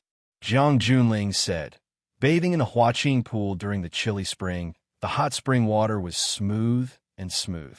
Under the shade of the maple trees, there was a hot spring that was emitting white mist. The spring water gave off a strong smell of sulfur. It was obvious that it was natural underground spring water. The October maple leaves were as red as fire, and the red leaves that covered the mountains and plains were burning like flames. layer upon layer, like the waves of a sea of fire, spreading to the surroundings. Pieces of red leaves fell into the pool, becoming decorations for the white medicinal soup. Red and white alternated, forming a beautiful and moving picture scroll. Splash! The young girl in the spring gently shook her arms, and the water splashed. The green mountains were full of emotions, but the girl in the pool was even more so. The maple leaves were beautiful. The girl was even more beautiful than all the maple leaves on the mountain combined. The young girl stood up from the pool. The light muslin on her body could hardly conceal her curvaceous figure, causing her perky breasts and flat abdomen to be faintly visible among the green trees and red leaves. It was a great advantage to all the tree gods and grass immortals in this world. A black-clothed woman silently walked over and draped a white cloak over the girl's body. The girl took the towel and wiped the water from her hair. She asked, "What's new now?" Qin Xiaofeng has been buying up film and television stocks. Today, he spent 3 billion renminbi in one day. However, this method of making quick money through insider information is still a small trick. It can't be relied on, the black-clothed woman replied. Xiaofeng has a good sense of smell. Fighting Star Corporation is about to go public, which will affect the stock market of the entire film and television industry. Wantong Energy's chairman, Mr. Wang Tong, wants to visit you. They still aren't willing to give up the opportunity to represent Chaoyan Energy. Tell Wang Tong to go to Huacheng and talk to Lu Chaoga. Only she has the right to decide. I won't interfere, yes. I'll talk to Chairman Wang, the black-clothed woman replied. Jiang Junling went to Huacheng. The girl stopped drying her hair. After thinking for a bit, she smiled mockingly and said, Fang Yin just went to Huacheng, but he already couldn't wait to chase after him. Just how low does he feel that he's in such a hurry to regain his lost confidence? The black-clothed woman stayed silent. This was something the girl could say, but she couldn't say. The girl continued drying her hair and said, I should also go to Huacheng to take a look. I've been away for 3 years. I really do miss it. Chapter 479. The hardest thing in life is to make a choice, Lan Shangu said with a sigh. Blue Mountain Club. Lan Shangu stood at the entrance of the club with a calm face and a gentle and happy smile on his lips. But inadvertently, a trace of deep worry appeared in his eyes. This made the assistant beside him very puzzled. This young master had single-handedly facilitated the cooperation between the Lan family and Chaoyan Technology. As Chaoyan Technology's Little Flame products sold all over the country, the Lan family, as one of the 3 major agents, also made a lot of money. He was originally the focus of the Lan family's training. After this successful investment, he could already be confirmed as the next candidate for the Lan family's helm. Shouldn't he be enjoying his carefree time? What else was there that made it so hard for him to let go? Lan Shangu was indeed very worried, and this kind of suffering couldn't be poured out to outsiders. The 2 big brothers, Fang Yin and Jiang Junling, wanted to negotiate, but chose the Blue Mountain Club as the venue. Others didn't know the relationship between the Lan family and the Blue Mountain Club, but it was impossible for Fang Yin and Jiang Junling not to know. Originally, Lan Shangu wanted to pretend that he didn't know about it. If they wanted to negotiate, then let them talk. But now that both sides had greeted him, he couldn't hide anymore. On one side was a famous young master in the capital, one of the most core figures of the Jiang family. Even with the Lan family's current status, there was no way to compete with such a giant. On the other side was a new upstart in the business world. Although he didn't show himself, and even the financial circle didn't know about his existence. However, as one of the most important partners of Chaoyan Technology, how could Lan Shangu not know about the relationship between Lu Chaoga and Fang Yin? How could he not know about the relationship between Fang Yin and the Qin family's eldest daughter, Qin Yitian? How could he not know who the real boss of Chaoyan Technology was? This pretty boy who only knows how to be soft-spoken. A dragon and a tiger. Lan Shangu couldn't afford to offend either of them, and he didn't want to offend either of them. But why did you drag a small character like me into the fight between dragons and tigers? If you want to fight, go to East Sword Peak. If you want to scold, go to the top of Shisha Mountain to scold. Why did you drag me into this? Did the poor deserve to be bullied by the rich? Poor people also have dignity, okay? His heart was filled with sorrow, but he still had to force a smile. Lan Shanggu felt that he was a prostitute in a nightclub who drank with the customers with her bare chest and thighs. While she was cursing Fang Yin and Jiang Junling for being unkind, a luxury car stopped in front of the clubhouse. Lan Shanggu quickly walked down the stairs and opened the door for him. He smiled and said, "Long time no see, young Master Jiang. You haven't been to Flower City for a few years, right?" Jiang Junling shook hands with Lan Shanggu and said with a smile, "I don't dare to come here often." By saying that, young master, you are criticizing our Flower City for not doing a good job in receiving guests.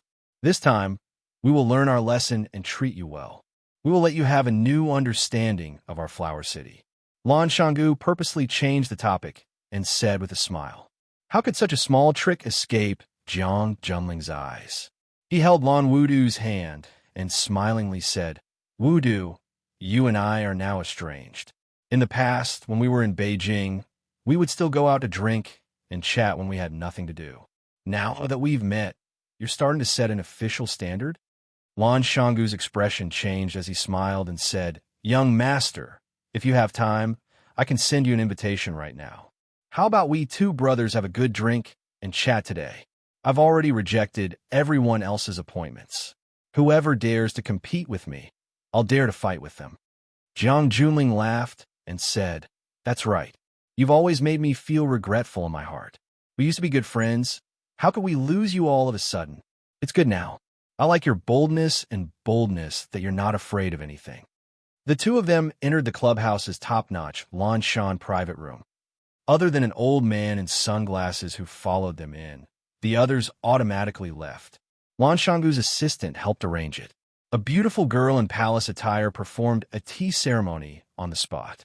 A cup of fragrant, colorful tea was served to the guests before the beautiful girl in palace attire bowed and left.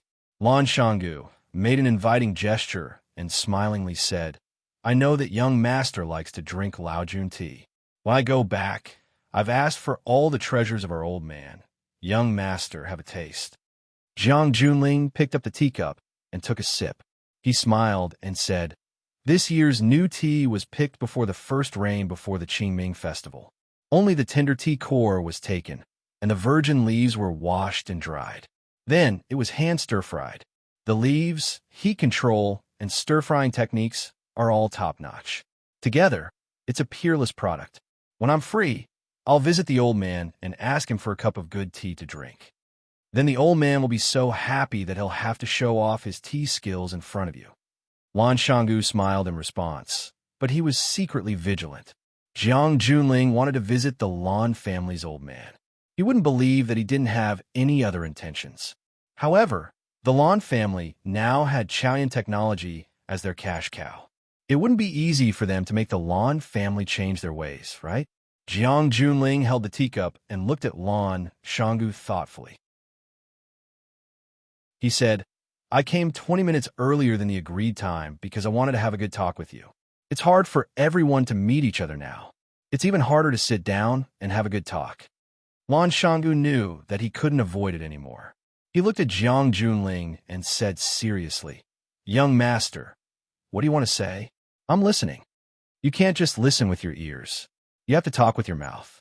Think carefully with your heart and brain. Valley, I know that you're working very well with Chaoyan now. As the saying goes, blocking someone's path to wealth is like killing their parents. I definitely won't do this kind of thing. What I want to talk to you about is that our Jiang family is preparing to invest a huge amount of money and resources into Longtu. We want to make Longtu's territory bigger and stronger and become a world-class energy company. Are you interested in joining in? Lan Shanggu fell into a short silence. It wasn't a blatant attempt to rope him in. Instead, it was a more brilliant way to divide him. Jiang Junling knew that it was impossible to completely separate the Lan family from the alliance of interests that Lu Chaoga had helped Fang Yin to create. This was because there were huge benefits involved. Their future development was limitless. Even the Jiang family was very tempted by this. However, if he was allowed to earn benefits from this alliance of interests, and if another huge benefit was placed in front of him, what choice would the Lan family make? Jiang Junling's thoughts were very simple. He couldn't rope the Lan family in for his own use. He also didn't want the Lan family to be used by Fang Yan. This way, Jiang Zhulu wouldn't have to make enemies in Huaqing. Loan-to-group situation would also be much more relaxed. Li Yin reminded Jiang Junling to be careful in Huaqing. This was because they knew very well that the current Huaqing was no longer the Huaqing of the past. If Fang Yan was willing, he could do many things that would harm Jiang Junling's actions. It was precisely because he understood this that Jiang Junling was so angry at Li Yun's reminder. Sometimes, the truth really hurt one's pride. Faced with the bait that Jiang Junling threw out, Lan Shanggu was indeed a little hesitant. Although they were now the agent of Chaoyan technology, would they still be in the future? If it no longer had any value, would they be kicked away by Chao Yin and Fang Yin?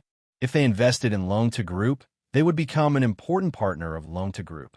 Everyone would share the glory and disgrace and work together. Who dare to say that Loan to didn't have any chance? Moreover, even if Chao Yin became the world's number one, so what? Who could say that the world's number two company didn't make money? After Jiang Junling threw out this bait, he didn't say anything else and waited patiently for Lan Shanggu's answer. Lan Shanggu's mind spun like lightning, constantly considering the pros and cons of various options. After a long time, Lan Shanggu finally made up his mind and said, "Young master, this matter is too important. I have to discuss it with my family. I think they're more mature than me, and their foresight is also more far-sighted. They will give a more accurate judgment." Jiang Junling's eyes trembled slightly, then returned to normal in an instant.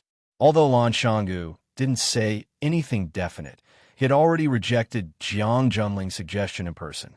In other words, between him and Fang Yan, he chose Fang Yan. Moreover, he followed Fang Yan with a resolute and decisive attitude. This kind of person, if you can't be a friend, then you can only be an opponent. "I understand." Jiang Junling nodded and said. Then, he held his teacup and drank his tea, no longer saying anything. Jiang Junling didn't say anything, and Lan Shanggu didn't say anything either. The sound of chattering and the fragrance of tea was quiet, but the air in the room was about to freeze. Time flew, and when it was almost time to meet, Lan Shanggu stood up and said, "Young master, please wait a moment. Young Master Fang is here. I'll go welcome him." Jiang Junling didn't reply. Since Lan Shanggu had already made his choice, it was reasonable for him to give Fang Yan enough respect at this time. Lan Shanggu didn't wait for Jiang Junling's response, and pushed the door open and walked out of the room. When he stood at the entrance of the club again, his mood was a lot better for no reason. Lan Shanggu felt his heart calm down. The most difficult thing in life was to make a choice. When you make a choice, many things will suddenly become clear. A GMC limousine stopped at the entrance of the club, and Lan Shanggu quickly walked down the steps. After opening the door for him, he smiled and said, "Young master, Jiang Junling has been waiting for you for a long time. I thought you stood him up and wouldn't come today." Fang Yin jumped out of the car first, then turned around to help Lu Chaoga get out. Only then did he greet Lan Shanggu and said with a smile, "I'm a little late. Chaoga has a bad hand, so I've been doing the grocery shopping and cooking these days. How was the braised ribbon fish today?" "It was a little salty," Lu Chaoga said. She was wearing a silver suit and a sky-blue silk scarf around her neck, and the beautiful bow just happened to cover the wound on her neck. Her fluffy hair was combed into a phoenix tail. The phoenix tail was slightly curled, making her neck look slender and delicate. Her snow-white chest made people gulp involuntarily. That heart-shaped water drop pendant was the happiest jewelry in the world. "I don't want to use too much salt to cover up the fishy smell," Fang Yan explained seriously. "What do you want to eat tonight? I'll make you a ribbon fish soup. It'll be a little lighter, but I want the freshness of the fish." "Okay," Lu Chaoga said. "And the mapo tofu we had this afternoon." "No problem." Fang Yan held Lu Chaoga's arm and said, "The prices have gone up again. Let's go in and ask for some money to buy groceries." One side was trying to bribe people, while the other was talking with his girlfriend about how to cook and buy groceries. Who was the real winner? The answer was obvious. Lan Shanggu laughed and said, "We'll have to ask for some money. We can't afford to ask for less." But he was thinking that a pretty boy like Fong Yin was already a winner in life. Chapter 480. Under Lan Shanggu's lead, Fong Yin supported Lu Chaoga into Lan Shan's private room. When the old man in sunglasses saw Fong Yin, he raised his eyebrows slightly and his expression tightened. Jiang Junling sensed the strange expression of the old man beside him and glanced at him, then turned his gaze to Fong Yin. Fong Yin supported Lu Chaoga to sit down and greeted the old man in sunglasses sitting opposite him, saying, "I haven't seen you for 3 years. Are you still in good health?" "Very good," the fisherman said. He looked at Fong Yin and said in a sincere and caring voice, "Is your grandfather well?" Fong Yin smiled and said, "If you want to know whether he's well or not, why don't you go to Swallow Dock and have a drink with him?" "I don't dare to go." The fisherman sighed softly. "You know your grandfather's temper. If I go, he'll definitely scold me badly. I've lived for so many years, and this is the only face I can use to fool people. If it falls on the ground, how can I pick it up? Also, your grandfather doesn't want to see me right now. Old Fong has always been strong and likes to compare himself to others. He's in his twilight years, but he has to send off a black-haired person. He doesn't feel good about it. Why should I go and stab him?" Fong Yan's expression was solemn, and he showed unprecedented respect to the fisherman. He said, "You are my grandfather's old friend of many years. The people who understand him the most are you old friends. My suggestion was too frivolous. Please don't blame me, old man." The fisherman waved his hand and said, "I don't blame you. If I wanted to, I would have done it long ago. We each have our own standpoints, and we each serve our own masters, so we won't quarrel when we meet. When I feel like I'm about to leave, I'll go see old Fong and have a good drink with him. I'll listen to him scold me to his heart's content. That's the real joy then. I hope that day will come later," Fong Yin said with a serious expression. Jiang Junling didn't feel jealous at all when his subordinates were fighting with the enemy. He listened to their conversation with great interest, as if he were one of them. Lan Shanggu also felt that the atmosphere was really strange, but he tried his best to keep a low profile and reduce his presence. After summoning the beauty in the palace dress to brew a pot of Longjing tea, she said to Fong Yin, "Young master, I'll go out to entertain them. Shall we have dinner here tonight?" "No need," Fong Yin refused. "If I eat here, you'll have to sit with me. If I busy myself with eating, I felt disrespectful to you, the host. If I keep thinking about what to say to you, I won't be able to eat smoothly. There's still leftovers at home. I'll go back and cook a few dishes." He wouldn't eat out. "You don't have to leave, just be a witness." Lan Shanggu nodded and said, "Young master cooking personally, it's very romantic." Fong Yin wouldn't let him leave, so he could only find a corner to sit.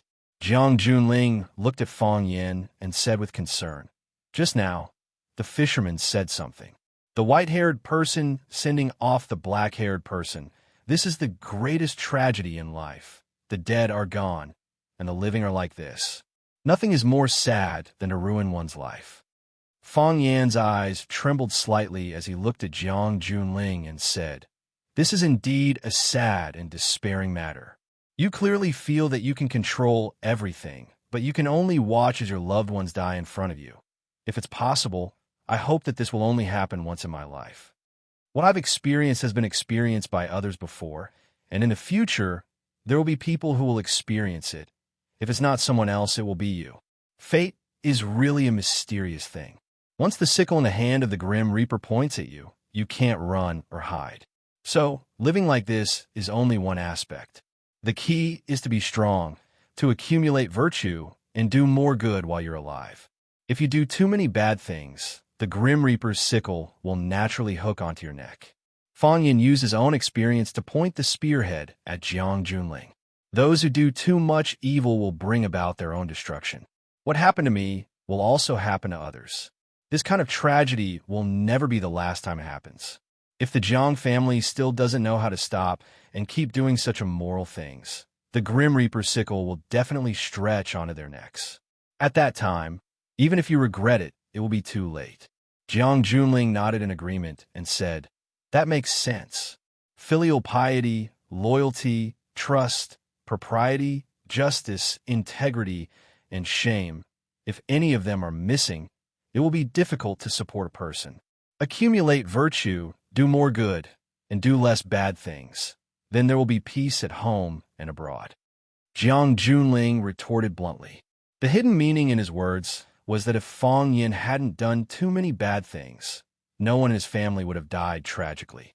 If he still acted willfully and recklessly this time, then there would be no peace at home and abroad. Fang Yin was threatening Jiang Junling, and Jiang Junling was also threatening Fang Yin. As soon as they came into contact, swords were drawn. Lan Shanggu wished he could stick his head into his pants. Once again, he regretted sitting here. Why didn't he pretend to be dead and go to the hospital? Why didn't he say that he needed to change sanitary pads when he was on his period?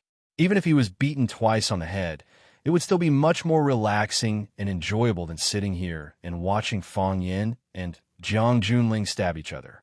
Lan Shanggu felt that he was really too pitiful. Fang Yin held a cup of Longjing tea in his hand, looked at Jiang Junling, and said, "If I were you, I would definitely not be stupid enough to provoke a powerful opponent at this time." Jiang Junling calmly looked at Fang Yin and said, "When friends come, there is good wine. When enemies come, there is a hammer. Friend or enemy, I know very well." "Pa!"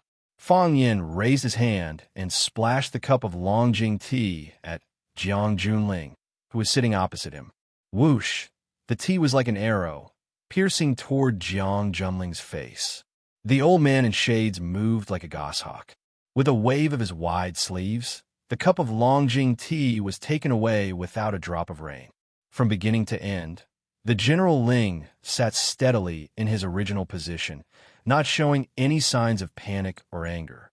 He was like an emotionless stone Buddha.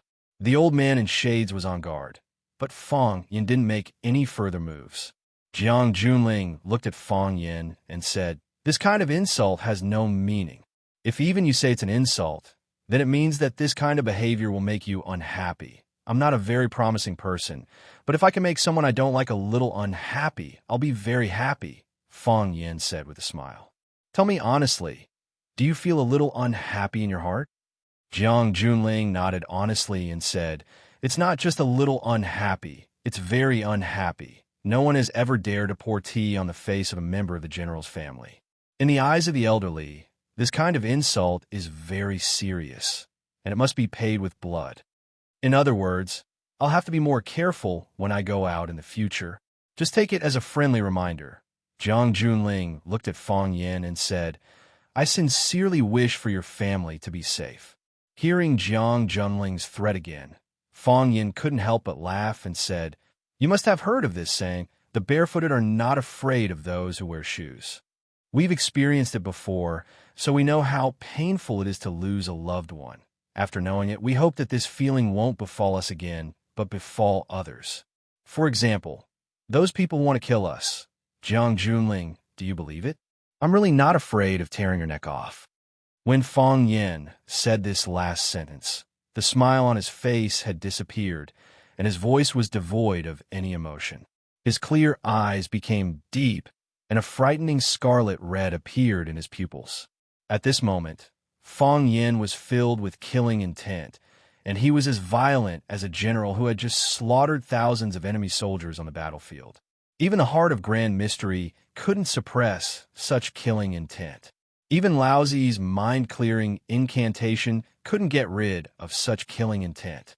The expression of the old man in sunglasses changed again, and he couldn't help but sit up, moving sideways toward Jiang Junling. This was to prevent Fang Yin's sudden attack from catching him off guard. The old man in sunglasses looked at Fang Yin and said angrily, "How did you get the smell of blood from practicing the Fang Tai Chi? In the past, your grandfather wrote to me, praising you as a rare martial arts prodigy. You've indeed lived up to expectations, comprehending the heart of Tai Chi at such a young age. Not only the Fang family, but also the famous Tai Chi clans all agree that you're the master of Tai Chi's resurgence. But look at what you're doing now. What are you practicing? You're going to lead Tai Chi down the wrong path. Fang Yin knew that the old man in sunglasses was really doing this for his own good. Old people at their age still had a strong sense of greatness, such as the resurgence of their country and culture. Fang Yin had grown up in such a family, so he had subtly inherited such emotional cognition. The red in Fang Yan's eyes slowly disappeared, and the hostility in his heart dissipated. Only then was he able to speak to the old man in sunglasses in a normal tone. He said, "I know that the way I practice is wrong, and I also know that I'm going down the wrong path, but I really have no other choice. My heart is full of hatred, and I'm full of killing intent. If I don't vent these feelings, I think I'll never be able to return to the right path. In 3 years, I haven't made any progress in my martial arts, and I haven't mastered my chi. Grandfather is also very worried for me, and he has asked me countless times to let go of the knot in my heart and let go of the hatred. But how can I let go? How can I let go? The knot in my heart isn't to let go, but to untie it. The hatred isn't to let go, but to have an eye for an eye." Fang Yin opened his mouth and smiled at Jiang Junling, saying, "That's why I came out. I used my own method to untie the knot in my heart and let go of the hatred. Jiang Junling, in the future, when I'm good at martial arts, you'll definitely be my greatest benefactor." "I can't bear it," Jiang Junling said with a serious expression. At this moment, in his heart, Fang Yin was like a rabid dog that could pounce and bite someone at any time. He somewhat regretted coming to Huaqing at this time.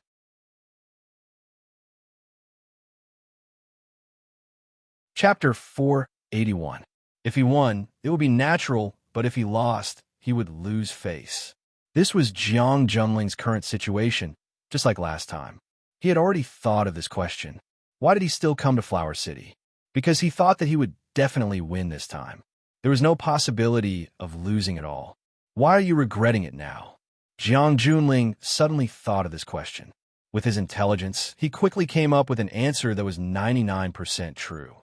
Because he was afraid. He was afraid that he wouldn't win, afraid that he would lose again. Facing Fang Yin, who was currently like a mad dog, Jiang Junling's strong heart loosened a little. Thinking that he was actually afraid, Jiang Junling became truly angry. This anger had nothing to do with others, but his disappointment in himself. He was growing, and so was Fang Yin. This was something he had already guessed long ago. He was no longer the normal Fang Yin, but so what? The big picture is in the hands of the heavens, and I am the one who succeeds. Compared to himself, how many trump cards does he have? This kind of negative emotion only lasted for a fleeting moment before it once again turned into a modest, proud, confident, and powerful General Ling. Jiang Junling looked at Fang Yin and said, "Since we've known each other for a long time, I wish you success in martial arts. However, I think we've both overlooked the real purpose of this meeting. We're here to trade, aren't we?" "Can't be overlooked," Fang Yin smiled and said. He held Lu Chaoga's hand and said, "I brought the victim to the negotiation site to let you all feel the brutality and viciousness of those bandits. Look, how could they be so heartless as to lay their hands on such a beautiful and charming little woman?" Everyone present was speechless. Who the hell would look at whether the hostage was a beautiful woman before kidnapping? The main thing was to see how much profit they could get from a hostage. All right?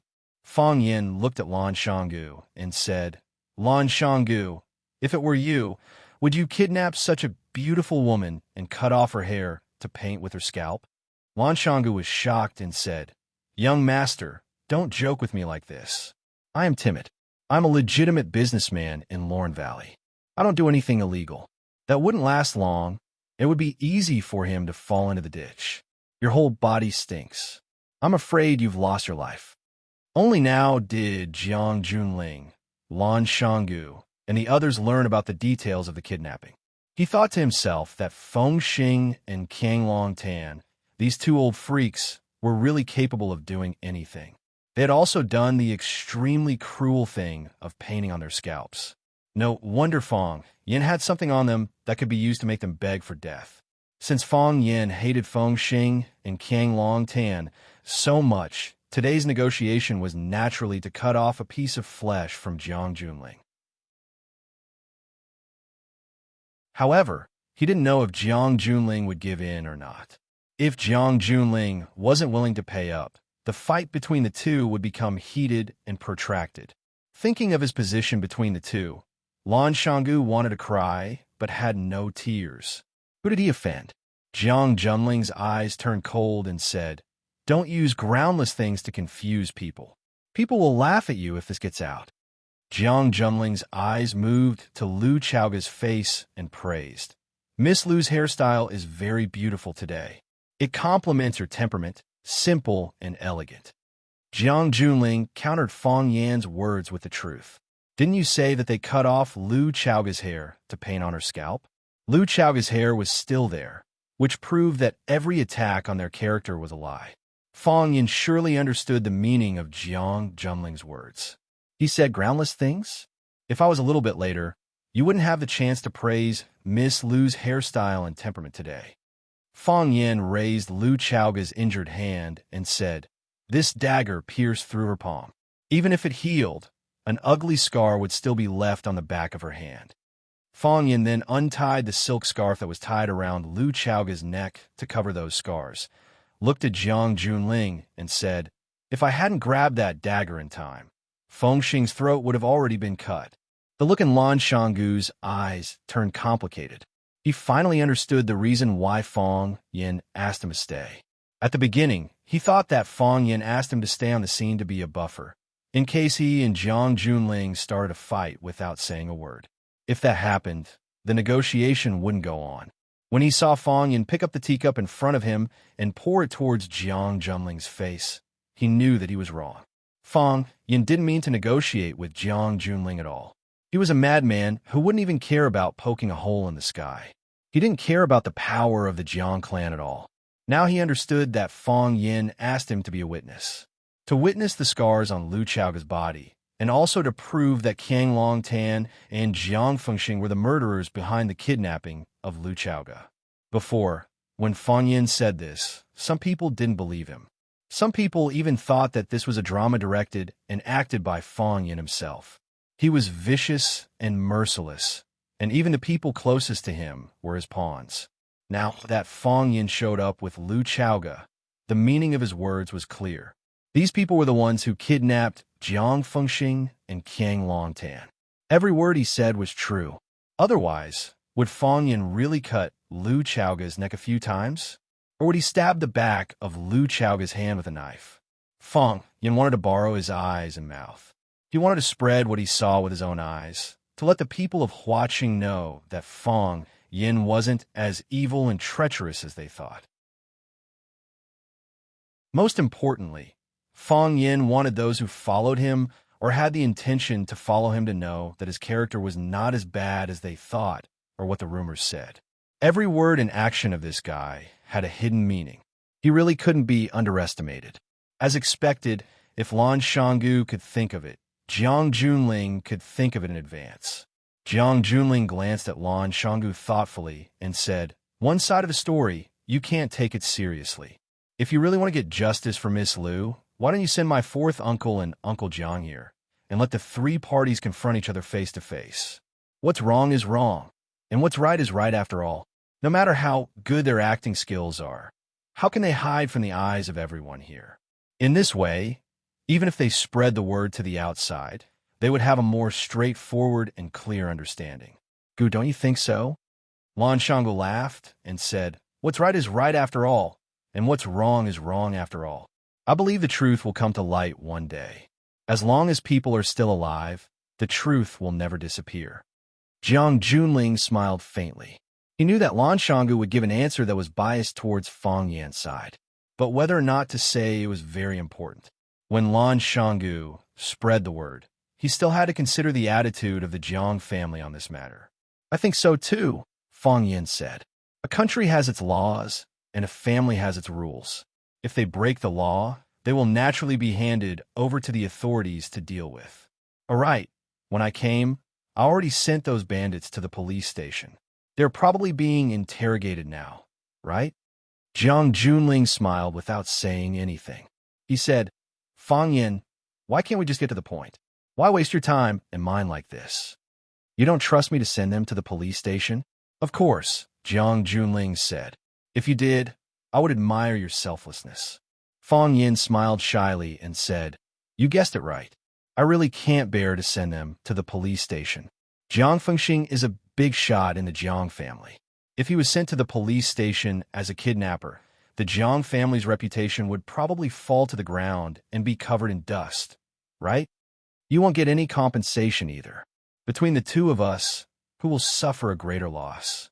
So, when Jiang Shangxin came to my house to ask for my help, I agreed to give you a chance. I have already stated the conditions. You can only do two things. Accept it, or you have no choice but to accept it. I want to confirm a few things, Jiang Junling said. First, are they still alive? Them? Which one? My fourth uncle, Jiang Fengxing, and Jiang Zhulio's father, Qiang Longtan. Are they still alive?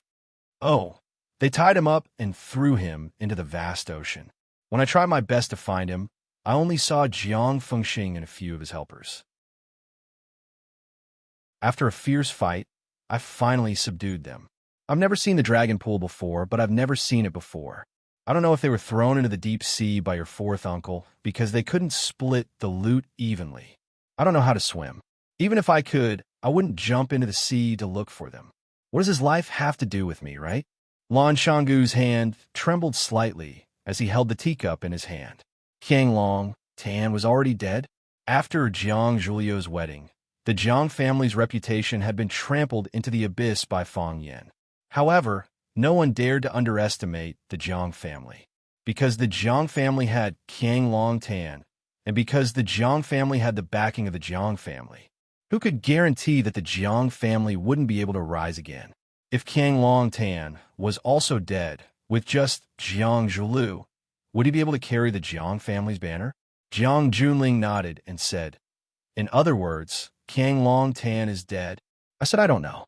The Jiang family still has to bear the crime of killing Qiang Long Tan. You don't have to bear it. Fang Yin said confidently, If you don't want to bear it, then let someone else bear it. I don't like to force people. If that's the case, Jiang Junling looked at Fang Yin and said, I think your price is too high. We can only give you 10% of Loan to Group shares at most. This is the highest price we can offer after discussing with Jiang Zhulu.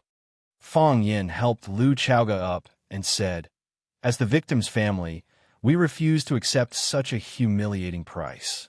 Negotiation ends here. Before he finished, he was already holding Lu Chaoga's hand and walking towards the door of the private room.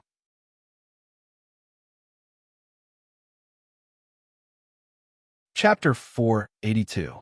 Negotiations. Negotiations, of course, should be negotiated first. They haven't even had a proper negotiation, and they've already been sentenced to death. Who would want to do business with such a person? Do they have any morals? Do they have any professionalism? Do they have any negotiating spirit? Jiang Junling knew that Fang Yin was difficult to deal with, but he really didn't expect him to get up and leave as soon as he stated his conditions. What kind of insulting price was that? Who the hell was insulting who? Why do I feel like I'm being insulted too? Is he really not afraid that this negotiation will collapse? Or does he think that he has nothing to fear just because he has a hostage in his hand, and that he will definitely win this war? Seeing Fang Yin being so unscrupulous and not giving him any face, Jiang Junling's expression couldn't help but become even more hostile.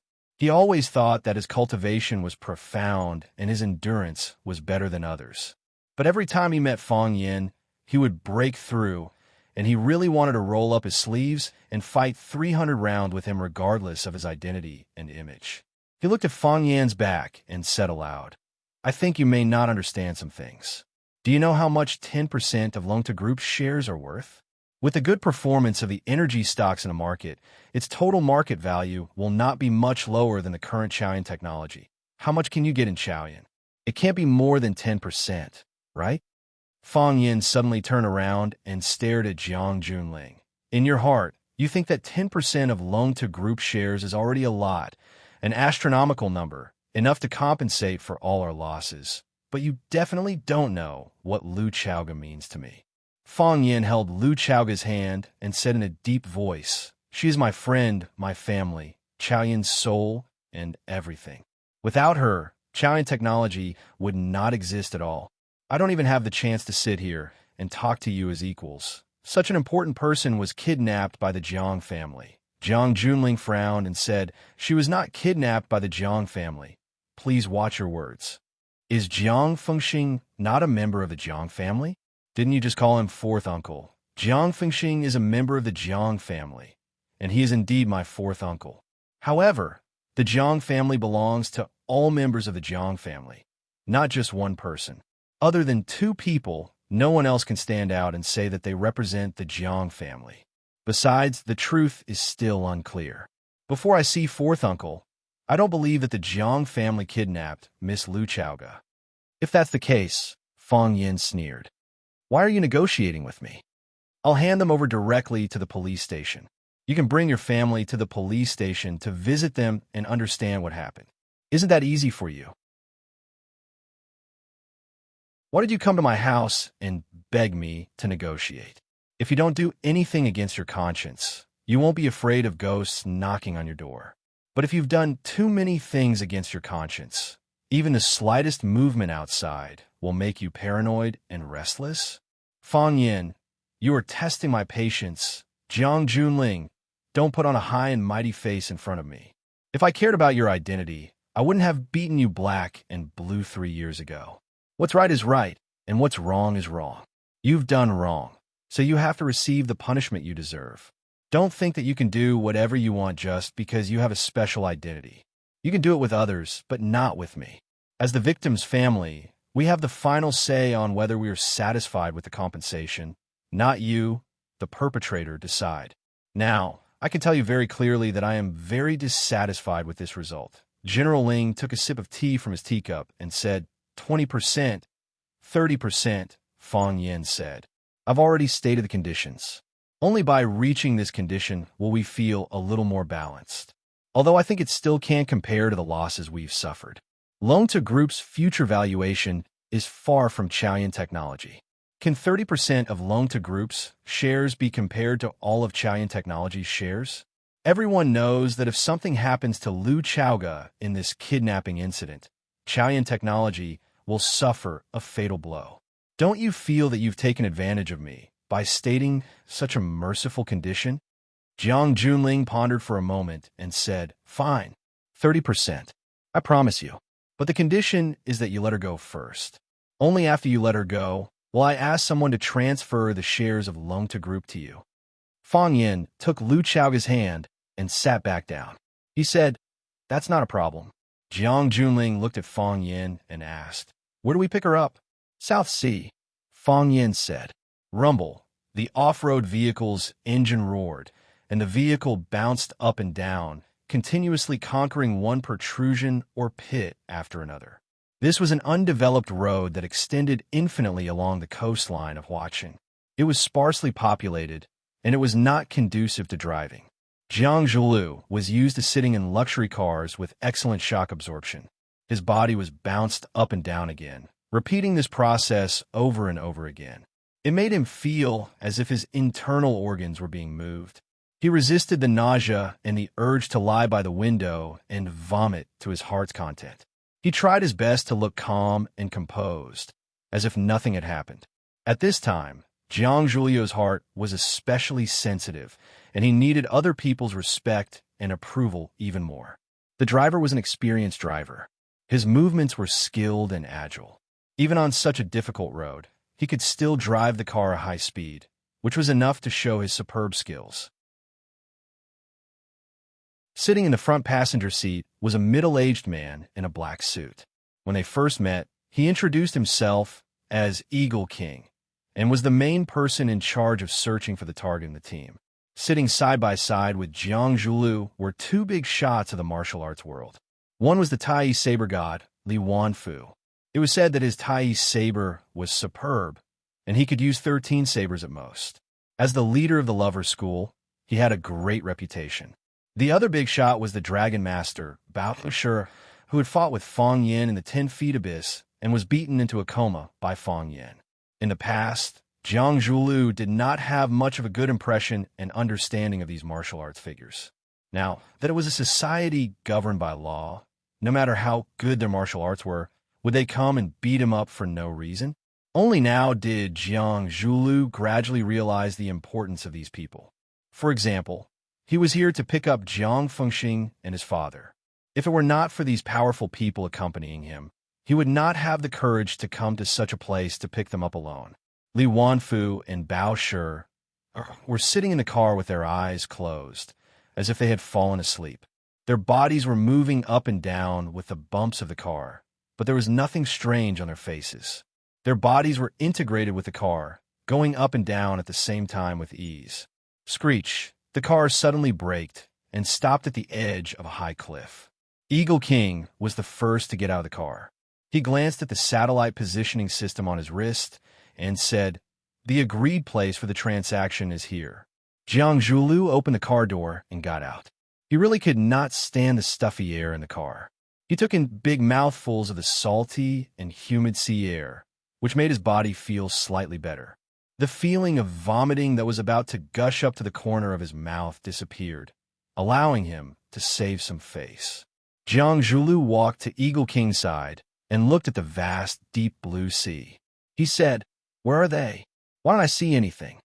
"There are still 5 minutes left," Eagle King said. "We arrived 5 minutes earlier than the agreed time." Jiang Zhulio's phone rang in his pocket. He glanced at the caller ID and saw that it was Jiang Junling. He answered the phone and said, "Young master, we have arrived at the destination, but we haven't seen fourth uncle and the others yet." "Be careful," Jiang Junling said and hung up the phone. As soon as the call ended, a cruise ship sailed over the sea. Everyone was shocked. The people they had been waiting for had finally arrived. Eagle King took the lead and walked toward the coastline under the cliff, and Jiang Zhulu followed closely behind. Li Wanfu and Bao Shi also got off the ship and followed behind Jiang Zhulu, one in front and one on the right. The purpose of their trip was to ensure Jiang Zhulio's personal safety. The cruise ship arrived in the blink of an eye and anchored at the edge of the stone bridge, which seemed to have been in disrepair and had been corroded beyond recognition by the seawater. A thin man jumped off the ship and tied the rope in his hand to the pillar of the stone bridge. Then he stood at the bridgehead and coldly waited for Jiang Zhulu and the others to arrive. Jiang Zhulu rushed to the front and asked the thin man, "Where are they?" "On the ship," Snake Lord said. "I want to go up and take a look," Jiang Zhulu said. "Make the deal first." Snake Lord stood in the middle of the stone bridge, not letting them go over. "I don't see them. How can I make the deal?" Jiang Zhulu said unwillingly. The Serpent King whistled, following which a man in black clothes dragged Feng Xing onto the deck. The man in black took off the blindfold from Feng Xing's head and pulled out the black cloth from his mouth. After that, Feng Xing immediately started yelling out, "Zhulu, help me! Zhulu, help me! Where are the others?" Jiang Zhulu asked. "No one else," Snake Lord said with a smile. "Don't go too far. You took my father away as well." "We don't see your father," Snake Lord said. Maybe he was thrown into the sea to feed the sharks? He felt that these rich people were very strange. On the surface, they seemed to be loyal and affectionate, but secretly, they were thieves and prostitutes. What couldn't they do? "I'll kill you." Jiang Zhulio's eyes were blood red, and he looked like he wanted to kill Snake Lord. Eagle Eye rushed in front of Jiang Zhulu and said, "Let's make the deal first." Eagle Eye looked at Snake Lord and said, "Give him to me. The boss will sign the transfer of shares." Snake Lord smiled and shook his head. "The more I meet people, the more I feel that they are not as loyal and reliable as my little snakes. What if you don't sign after I give him to you? Let your boss sign first, then this ship and the people on it are all yours."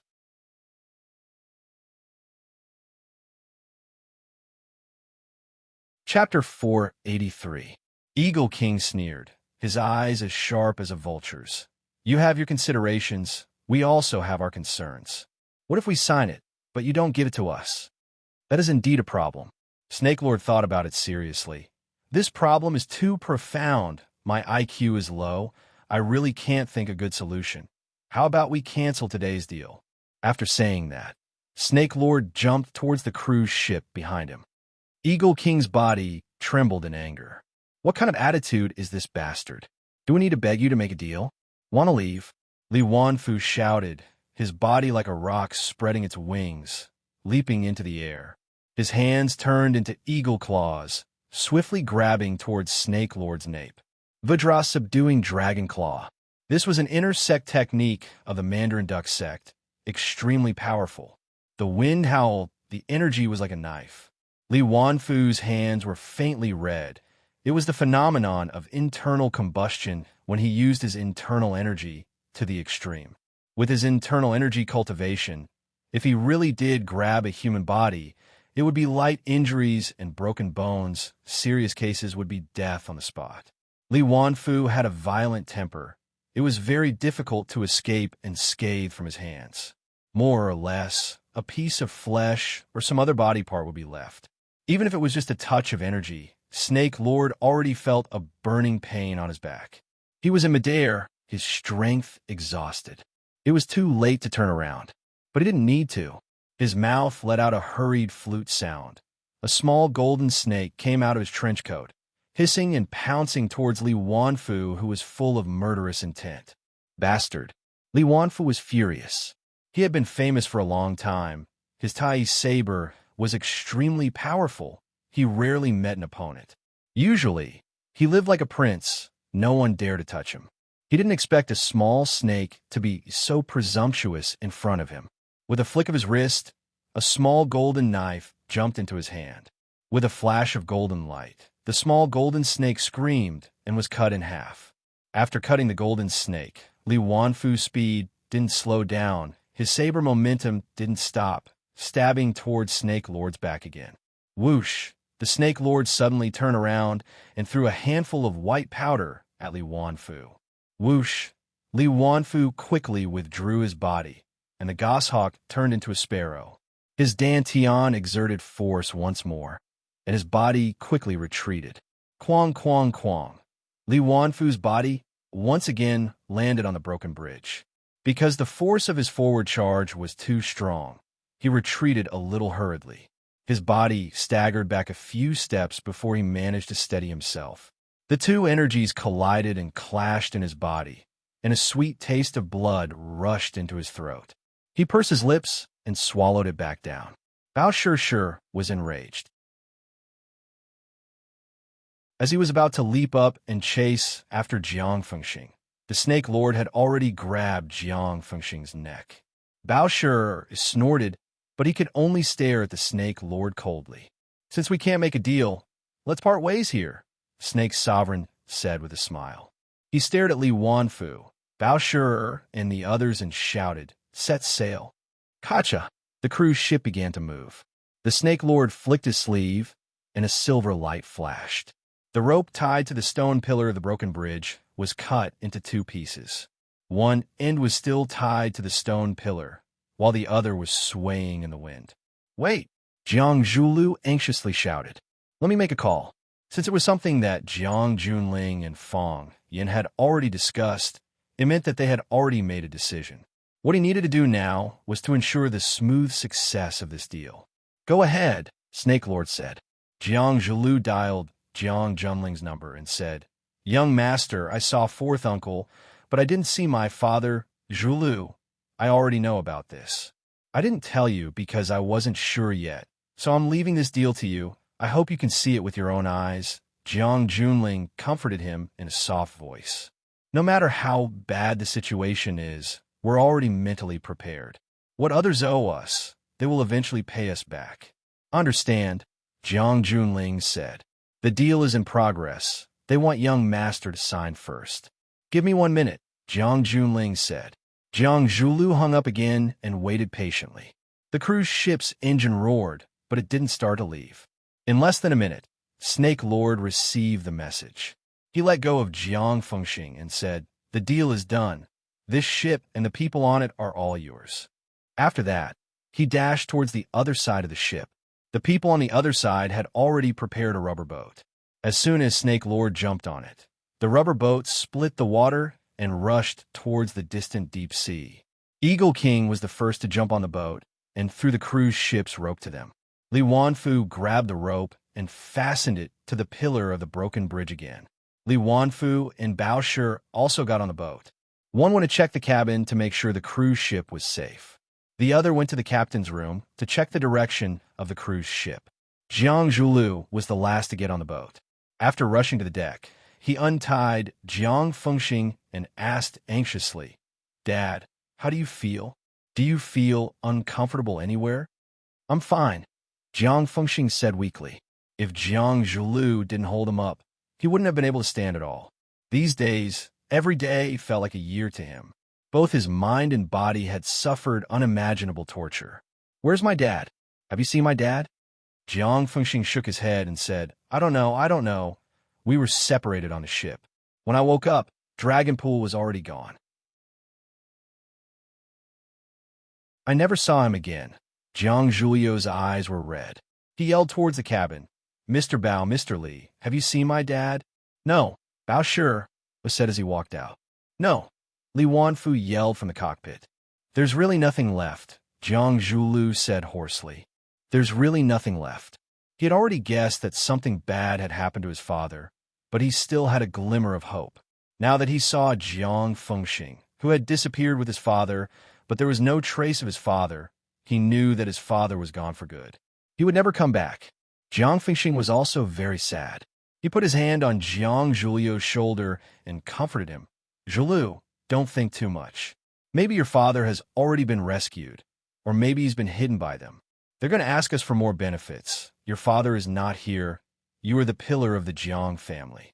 You have to take care of yourself. Don't let your body fall." I understand. Jiang Zhulu said with a hideous expression and blood-red eyes. "I'm mentally prepared."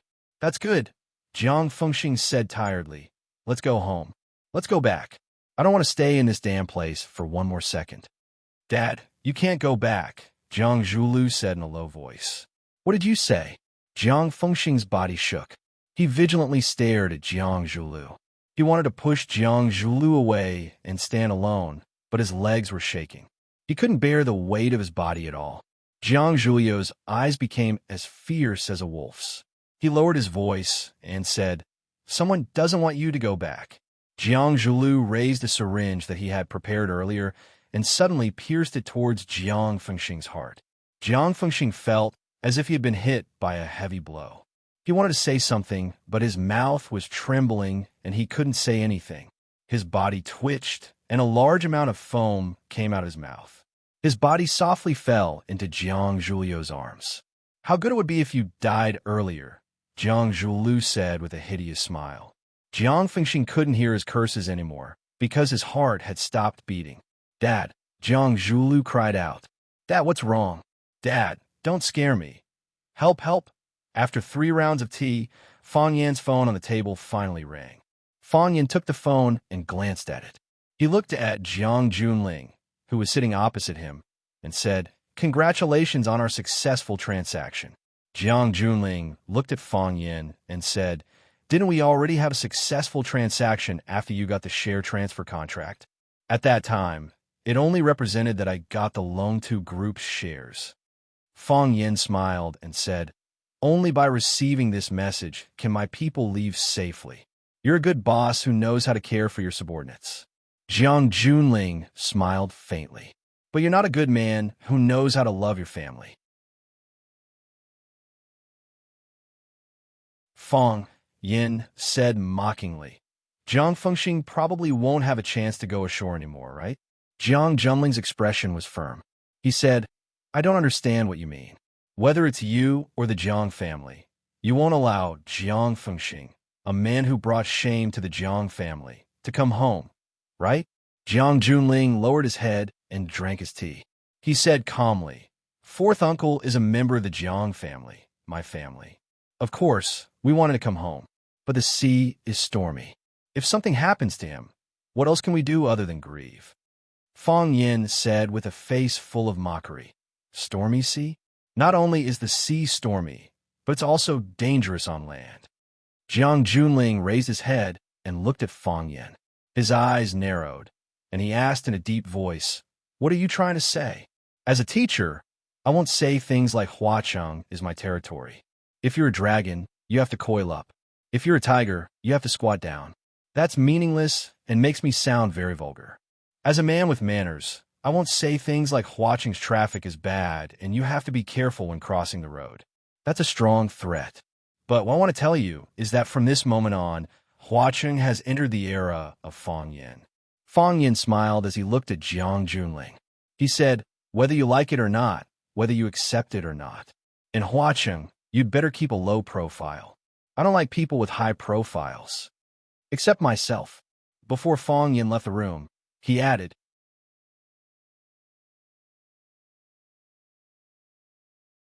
Chapter 484. I think those who like to use money or power to oppress people are nouveau riche. Like those who become rich overnight, their mentality is unbalanced, and it is difficult to control their inflated ego, causing them to do things that are irrational and have no bottom line. Fang Yin explained to Lu Chaoga with a serious face, "I won't do such a thing. It's embarrassing." Lu Chaoga didn't answer, because she didn't know how to answer this question. "Do I have money?" Fang Yin looked at Lu Chaoga and asked. "Yes," Lu Chaoga replied. Now Fang Yin was really rich, a lot of money. Perhaps even he himself didn't know how much profit Chaoyan Technologies shares would bring him every day. Moreover, with Chaoyan Technologies' current valuation of tens of billions of dollars, if he was willing to sell as part of the shares, he could immediately become one of the billionaires in Huaxia. As long as he was willing, he could be on the Forbes rich list in minutes. Of course, most of the rich people on the list were actually unwilling to be on it. "Do I have power?" Fang Yin asked. "Yes." Lu Chaoga nodded again. With the Rubik's Cube as the core and Chaoyan Technology as the carrier, Lu Chaoga helped Fang Yin create an alliance that gathered the interests of many parties. Whether it was the Lu family represented by Lu Shu or the Lan family represented by Lan Shan, they all had to surround Fang Yin and show their loyalty as much as possible. Not to mention, there was the unwavering support of the little girl from the Qin family.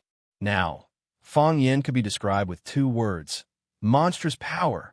"I have money and power." Fang Yin looked at Lu Chaoga's beautiful eyes and said confidently, "And in a situation where we are completely in the right, when I was facing Jiang Junling, wasn't my posture very elegant?" Lu Chaoga thought about it and said with some embarrassment, "It was all right." Was my tone very calm? Sort of. I didn't lose my temper with him. I didn't make a scene with him. I didn't jump up and gesture at his mother. "Pour the tea on him," Lu Chaoga said. Fang Yan's expression stiffened, and then a puzzled look appeared on his face as he asked, "Really? Have I ever done such a thing?" "Yes." This time, Lu Chaoga nodded firmly. "I remember now. I did do something like that." Fang Yin grinned. "You saw it too." At that time, Jiang Junling was a little nervous when he faced me, so there was a layer of sweat on his face. I was worried that he was hot, so I wanted to help him cool down. I didn't expect the old man beside him to be even more greedy. He actually stretched out his sleeve and took the cup of tea away. Maybe old people are more afraid of heat. If you really want to explain it like that. The corner of Lu Chaoga's mouth slightly curled up, and there was a faint smile on her face as she said, "Then I choose to believe you." Fang Yin also smiled. His smile was clean and pure. "I am now a noble," Fang Yin said.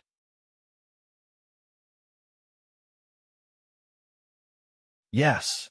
Lu Chaoga bowed slightly to Fang Yin and said, "Sir Fang Yin, will you still cook and wash the dishes tonight?"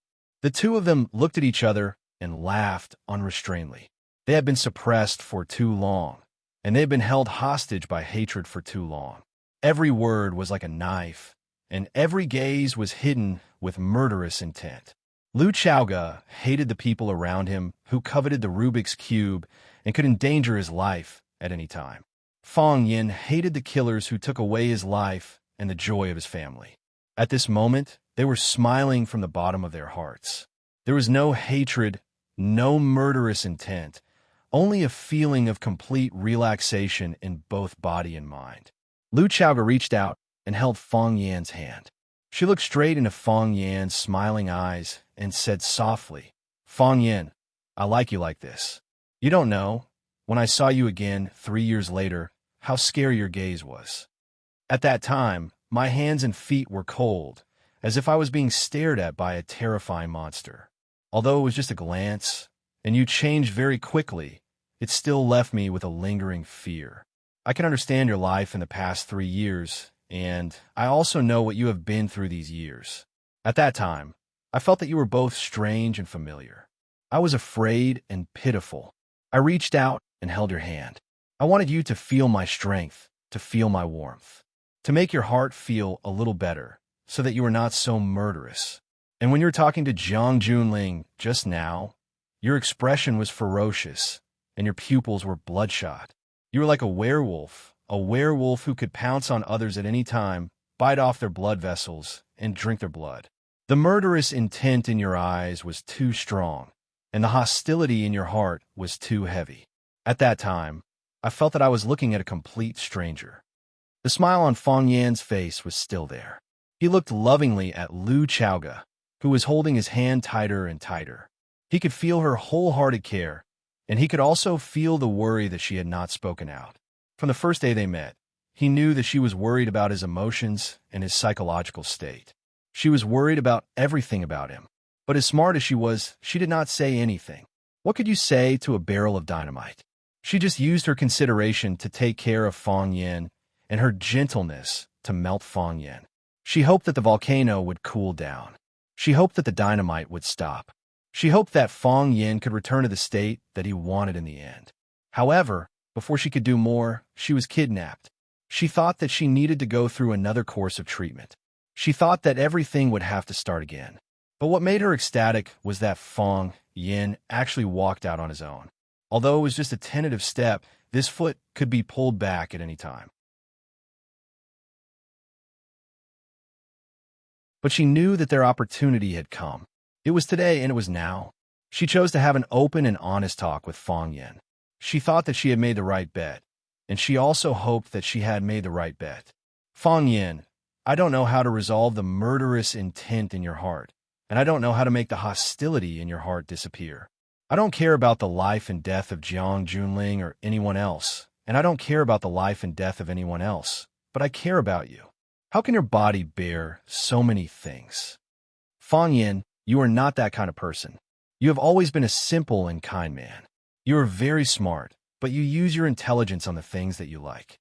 You know how to strategize, but you never abuse your intelligence to hurt the innocent. There are too many bad people in this world, but too few good people. Don't squeeze into the group of bad people and be a good person. Isn't that good? That's the only way you'll be truly happy. You can laugh heartlessly, you can say things that make people very angry, but also very funny, and you can do things that others can't think of and can't do. This is the Fang Yan, this is the you that I know. Lu Chaoga held Fang Yan's hand tightly, as if she wanted to pull the previous Fang Yan out.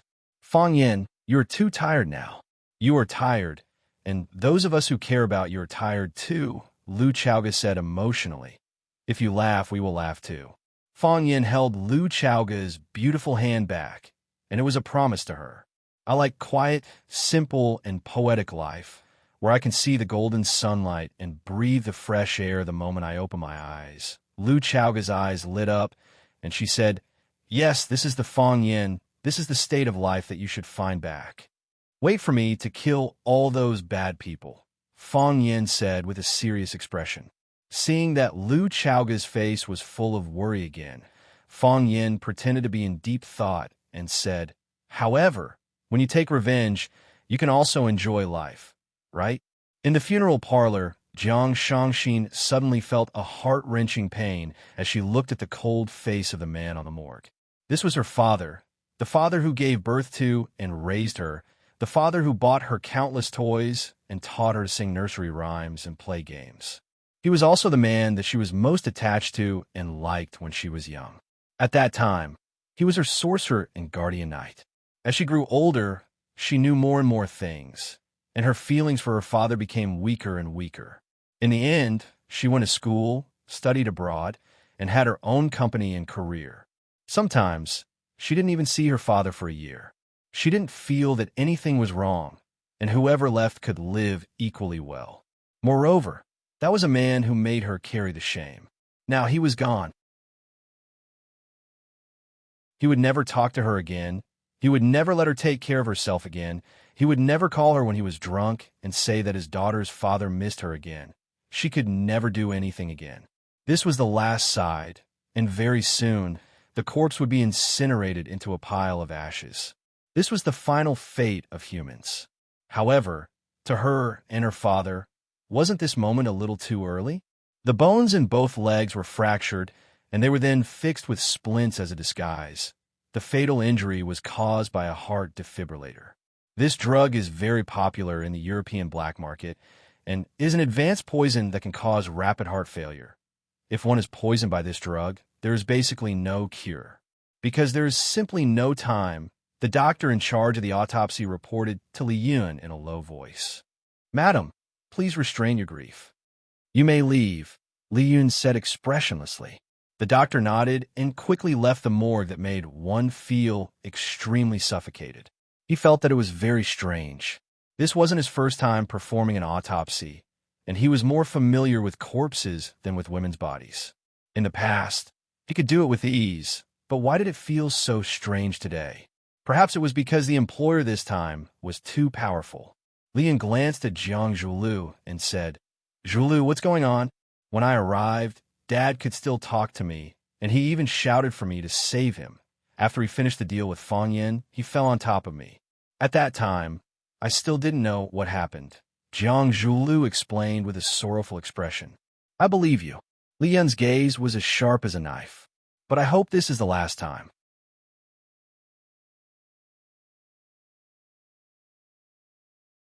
Chapter 485. You can act, I'll act too. Everyone is shameless anyway. One of them acted innocently, while the other acted passionately. This was something that everyone was happy to see. Li Yin knew that Jiang Fengxing couldn't have been killed by Fang Yin or Fang Yan's men. Since Fang Yin had already agreed to the deal, there was no need for him to kill Jiang Fengxing. On the contrary, Fang Yin hoped that Jiang Fengxing could continue to live. Why wouldn't he be happy to let the Jiang family laugh at him? On the other hand, the Jiang family wasn't willing to let Jiang Fengxing live. Jiang Fengxing's failure was like a slap to the Jiang family. He kidnapped Fengxing, but ended up being kidnapped instead. In the end, he used 30% of the shares of the Longtu Group, which was controlled by Jiang Zhulu, one of his trusted subordinates, in exchange for Fengxing. This was a humiliation to Fengxing's family. If Fang Yin wanted to bring this up in the future, Jiang Fengxing would be a living witness. When that happened, not only would the Jiang family lose face, but they would also have to take the blame for him. If he was still alive, many people in the Jiang family would feel uncomfortable. At least Jiang Junling, who flew to Huaqing but was suppressed by Fang Yin, would be very unhappy. Otherwise, why would Jiang Zhulu dare to do such a thing? Even if Jiang Fengxing was a dog of the Jiang family, as long as his surname was Jiang, he wouldn't be hurt by an outsider like Jiang Zhulu. Jiang Zhulu knew that Li Yun and Jiang Shangxi knew about it, but he had no choice. He needed a fig leaf to cover up not only his helplessness and embarrassment, but also everyone's feelings. Before they fell out with each other, they still had to show their emotions. Li Yun's voice was filled with murderous intent. She stared at Jiang Zhulu and said, "Jiang Zhulu, it's enough to do something like this once. I'm warning you, don't ever hurt Shangxin." Jiang Zhulu glanced at Shangxin, whose eyes were red. He said calmly, "Mom, your worries are unnecessary. Shangxin is my wife. I can't even protect her. How could I hurt her?" "I hope so." Li Yin glanced at Jiang Fengxing, who was standing on the morgue. After this glance, their fates had ended, and they would never see each other again. After Li Yun left, only the newlyweds, Jiang Zhulu and Jiang Shangxin, were left in the morgue. Jiang Shangxin stared at Jiang Fengxing's purple-blue face and asked, was he in pain when he left? Very calm. Jiang Zhulu said, very sudden. He was not prepared at all. It was very short in the time it took to say a word. Tears rolled down from the corners of Jiang Shangxin's eyes as she gritted her teeth and said, "Jiang Zhulu, aren't you afraid that I will kill you?" After wiping away the tear at the corner of Shangxin's eye, He walked past Jiang Zhulu with an ice-cold expression, as if nothing had happened. Jiang Zhulu stood rooted to the ground, feeling a chill run down his spine. It was only now that he truly understood how difficult and sad the situation he had fallen into was. Looking around, there was no one around. This was probably what Jiang Junling wanted to see. He wanted to be a lone wolf, just like what Fang Yin had said. He liked to live a simple, peaceful, and poetic life, where he could see the golden sunlight and breathe in the fresh air the moment he opened his eyes. Therefore, this was the life that Fang Yin was living now. He would wake up at 6 in the morning and go to the garden downstairs to exercise. After an hour of exercise, he would go to the kitchen to wash the rice and cook a pot of millet porridge. Then, he would go upstairs to shower and change his clothes. After washing up, he would go downstairs to make breakfast. Fried eggs, slices of bread, vegetable salad, or fruit salad. Of course, this type of breakfast was too monotonous. Fang Yin preferred a bowl of millet porridge with a few plates of pickled vegetables. He would also be able to grab a fried dough stick or a big meat bun and stuff it into his mouth. After he was done with all this, it was time for Lu Chaoga to get out of bed. The two of them would sit together to eat and chat about some relaxing and pleasant topics. After eating, Fang Yin was responsible for washing the dishes, and then he'd change his clothes to go to school. Originally, Lu Chaoga wanted Qining to drive the GMC RV to send Fang Yin to the car, but Fang Yin felt that it was too high profile. A school security guard driving such a luxurious car. Wouldn't that make the headlines? Fang Yin's security guard had said that he was a low-key man. Therefore, the low-key Fang Yin drove Lu Chaoga's white BMW to school. Of course, Fang Yin also knew that this was not good. Therefore, he did not go through the school's main gate, but entered through the small gate of the family compound that was specially opened for the school teachers. After parking the car in the school's parking lot, he turned out and walked toward the school's gate. The work of a security guard was very tedious and simple. When students entered the school, they would check the students' appearance and discipline, whether they were wearing a tight fit, whether their skirts were too short, whether their hairstyles were too exaggerated and non-mainstream. Sometimes they would also check the student school cards, and the names of the students who didn't bring their school cards would be recorded, and the homeroom teacher would come and pick them up. Of course, Fang Yin would not do this kind of thing. He sat in the security room, made a cup of fragrant tea, spread out a newspaper, roughly read the day's domestic and international news, and then walked around the school. If there were no gangsters or hooligans coming to cause trouble, or if there were internal fights, Fang Yin had almost nothing to do. Fang Yin was the most idle person in the entire Rosefinch Secondary. Zheng Chang, who stood at the door to check the students' discipline, poked Baldy's arm and said, "Director, isn't that what you should do?" The director of the security guard, Baldy, was full of bitterness, but his mouth was tough as he said, "As your leader, I naturally have to set an example. Suffer first. Enjoy second. I'm a director. How can I compete with a young man for enjoyment? If I did that, would I have the status I have today? Don't learn from him, or else what future will you have in the future?" Zheng Chang curled his lips and said, "What future do we need? We're just waiting for a rich woman to come and take care of us." "Brat," Baldy patted Zheng Chang's head. Zheng Chang slipped away with a smile and ran to the security booth to help Fang Yin fill the teacup that he had just taken a few sips of. At 9 o'clock, the school's bell rang. Most of the students had already entered the classroom, and there were still a few who were late rushing over. After finishing his work, Baldy walked to the security booth and sat next to Fang Yin. He said with a smile, "Mr. Fang, how is Headmaster Lu?" "You mean Chaoga?" "She's not old," Fang Yin said. I didn't mean that, Baldy's but seemed to be on fire, and he began to fidget. "How can Headmaster Lu be old? In terms of age and appearance, she should be my sister. I'm talking about honorifics. Fang Yin looked at Baldy's appearance and thought that if Lu Chaoga heard what he said, the head of the security department would probably be replaced on the spot. However, for the sake of their friendship, Fang Yin was still willing to help Baldy keep his position. "Are you nervous?" Fang Yin looked at Baldy with a smile and asked. Baldy wiped the sweat off his forehead and smiled. He looked at Fong Yin with a flattering expression and said, "You don't say. I'm a little nervous. You can't understand how prestigious Headmaster Liu is in our hearts. If she's not happy, I won't be able to keep my position. Do you know how old I am this year? I've been in Rosefinch High for most of my life, and I've only been promoted to a security captain. I'm ready to retire from this position. I can't just erase it because of one sentence. Wouldn't that be a big loss for me?" Fong Yin patted Baldy's shoulder and said with a smile, "Don't worry. No one is going to take your position as the security captain." "Really?" Baldy was overjoyed. He held Fong Yan's hand and said, "Are you saying this on behalf of Headmaster Liu?" "I'm only representing myself." Fong Yin pulled his hand back. There was a trace of disappointment on the Baldy's face as he said, "Then I feel much more at ease. Headmaster Liu is a good person. Although she hardly comes to school now, she's still the most respected old leader in my heart. If you say she's old, I'm afraid she really can't be the security captain anymore."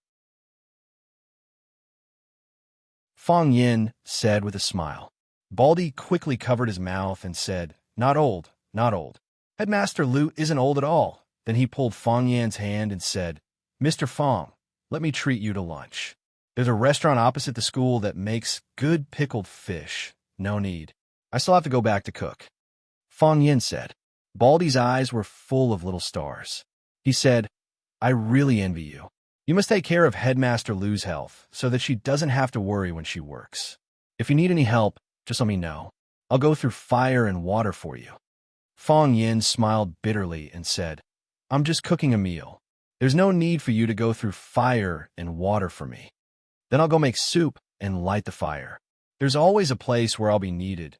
Baldy persistently promoted himself. While the two were chatting, a girl wearing a heavy Rosefinch secondary uniform passed by their security booth.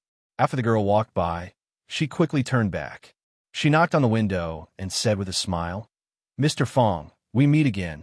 Fong Yin looked at the girl with delicate eyebrows and said with a smile, "Hello, we meet again. Do you remember who I am now?" The girl asked with a smile. "Su Chi," Fong Yin said. The girl's eyes lit up and said, "I didn't expect Mr. Fong to remember. That's so nice." Fong Yin smiled faintly and said, "I'll try my best to remember more students' names. Of course, I can't remember most of them. There are too many students in the school." "I don't care, just remember my name," Su Chi said with a giggle. "Mr. Fong, do you have time tonight?"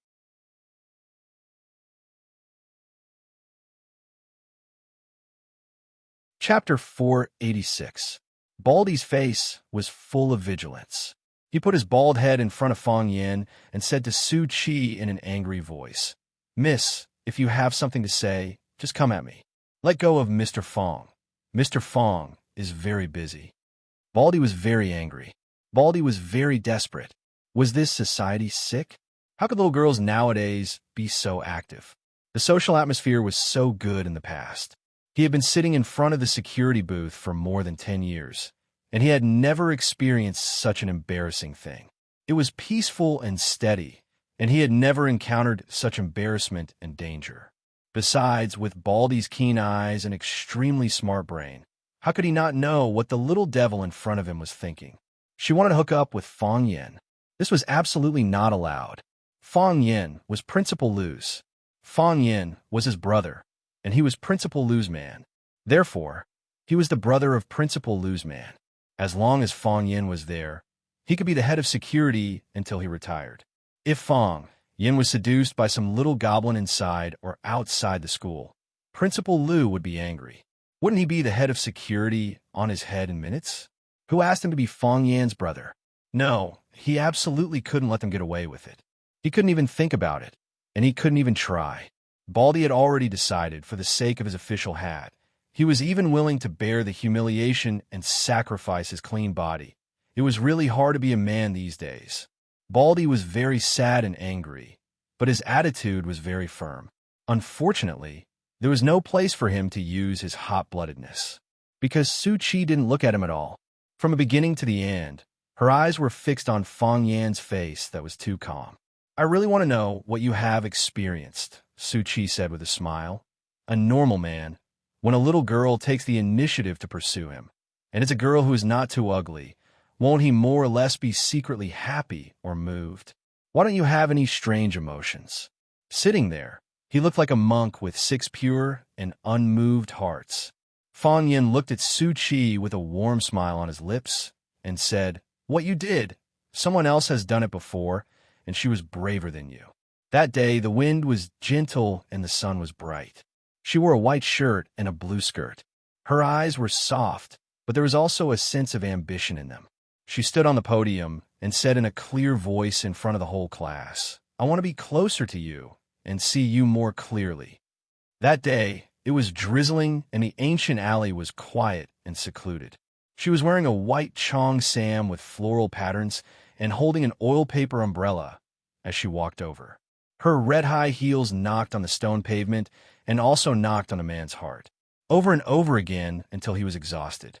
She fell into Fang Yan's arms and said, "I'm not a prop. I'm the female lead."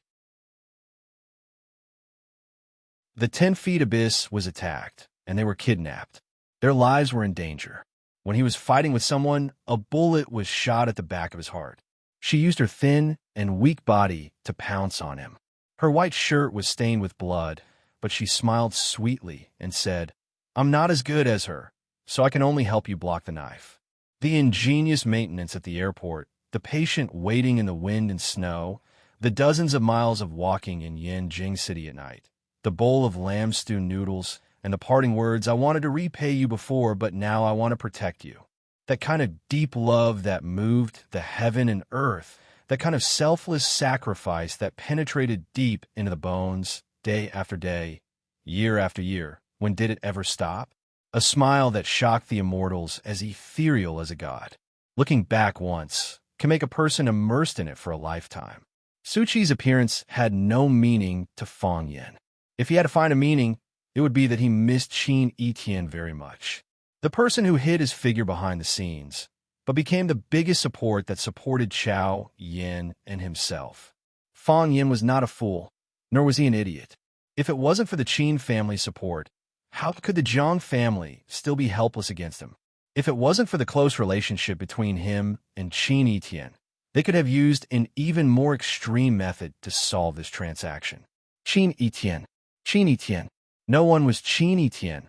Only Qin Etian was Qin Etian. "I don't have time." Fang Yin directly refused. These students were too dangerous. He didn't want to have too much interaction with them. "I knew you would say that." Su Qi didn't care at all. She took out an envelope from her bag and said, "Jiang Qin and Yuan Lin's treading on snow and searching for Plum classical music concert. I'm sure you wouldn't want to miss it, right?" Fang Yin was stunned. Jiang Qin and Yuan Lin's concert? Those 2 girls came back to Huaqing? What? Baldy's eyes widened, and he said excitedly, "You mean the Arasima group? Jiang Qin and Yuan Lin? They're going to hold a concert in Huaqing? How come I didn't know about this? Oh my God, they're famous stars from our Huaqing. I really like them." "All right, miss, is that their concert ticket in your hand?" Seeing Fang Yan's slightly surprised expression, Su Qi thought Fang Yan was moved. She knew that going too far was as bad as not going far enough, so she wouldn't force him. Instead, she put the envelope on the table in front of Fang Yan and said with a smile, "This is a good location. Let's go enjoy this musical feast together." Su Qi waved her hand and said, "Goodbye, Mr. Fang." Then, she turned and walked towards the direction of the classroom. She walked slowly and didn't care when the bell rang for a long time. When Su Qi was far away, Baldy's face was full of excitement, and his eyes were shining as he looked at Fang Yin and said, Mr. Fang, I know you have something to do tonight, and someone needs to take care of Principal Liu. How about—" Fang Yin looked at Baldy and said, "Take it." "Thank you, Mr. Fang." Baldy grabbed the concert ticket and shouted excitedly, "That's great! That's great! I love Arasima so much. Those 2 beautiful girls sitting there in ancient clothes, they make me forget all my worries. They're my idols. What do you think I should wear to meet them tonight? I did buy a suit during Chinese New Year, but the color is too dark. It makes me look too old." Fang Yin originally wanted to take Baldy to see the 2 little girls, Jiang Qin and Yuan Lin, but after seeing Baldy's performance, he gave up this irrational idea. This guy was really embarrassing. After Fang Yixing died in battle, Xia Xia took Jiang Qin and Yuan Lin to visit him at Swallow Dock. The two little girls accompanied Fang Yin at Swallow Dock for a long time, and they never left Fang Yin's mother, Lu Wan. Because the last time they came, Lu Wan also liked them the most and treated them as her own daughters. Later, when they returned to the capital to study, they often went to Swallow Dock to visit Fang Yin. Later, they became busier and busier, and the number of times they came to visit Fang Yin also decreased. At that time, Fang Yin rarely spoke, and it was the two of them who surrounded Fang Yin and chatted. They said they learned Guzheng. They said they learned Sun, Panshao, and Guqin. They talked about who they had learned from and which master had taught them. They said they participated in some program with Sister Xia Xia, and the live performance was very intense. They said they wanted to go out of practice, and Sister Xia Xia said she wanted to make a group for them. Even though Fang Yin had been mourning in Swallow Dock for 3 years, he still knew how popular the two little girls, Jiang Qin and Yuan Lin, were now. Fang Yin gave Su Qi's ticket to Baldy, but he still decided to come to see Jiang Qin and Yuan Lin's Looking for Plum in the Snow concert. He wanted to see their growth over the years and see their glory tonight. They called him teacher, so he wanted to witness all kinds of beauty of his students. He came in a joyful mood. For many people, the tickets to the Arasima Group's concert were hard to get. For the current Fang Yin, if he wanted a ticket to the concert, it was just a matter of saying a word. Fang Yin just mentioned it to Lu Chaoga, and Qining went out and brought back a stack of tickets. Lu Chaoga's injury had not recovered, and she was not willing to come out to participate in such activities. She also wanted to talk to Fang Yin and his students. Fang Yin could only come alone. He held a thick stack of concert tickets and didn't know who to give it to. Fang Yin drove the car to the venue of the concert, Tiana Music Hall. As the car approached Tiana City, he saw a large number of fans in Hanfu or Cheongsam rushing towards the direction of the music hall. Most of them were very young, and their faces were full of excitement and joy. Fang Yin had just seen such an expression on Baldy's face. Some people said that classical music was too niche.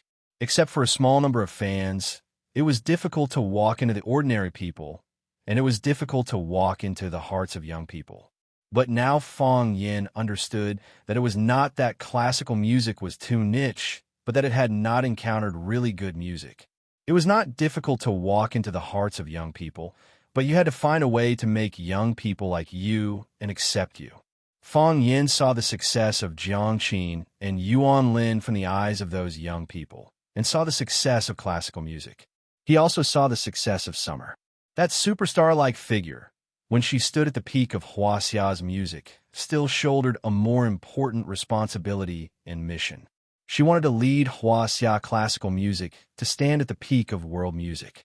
Such a beautiful thing, such a magical treasure. She should not be annihilated in the long river of history, but should bloom with a more dazzling brilliance. Jiang Qin, I love you. Yuan Lin, it's you. Arasima, I love you. Arasima, my heart. The fan group held the love banners of the Arasima group and the ancient costumes of Jiang Qin and Yuan Lin and shouted for time to time. Fang Yin smiled, parked the car in the parking lot, and walked towards the VIP passage of the music hall. At this moment, a beautiful little girl blocked in front of Fang Yin.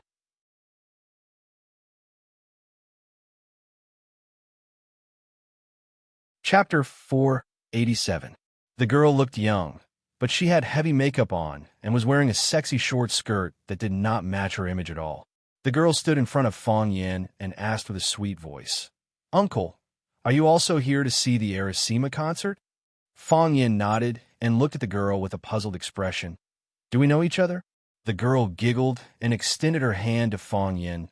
"We didn't know each other before, but can't we get to know each other now? My name is Lu Yi. How should I address Uncle?"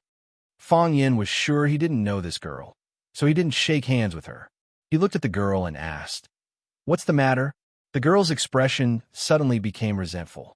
She stomped her feet and said, "Uncle, why are you so annoying? I just want to get to know you.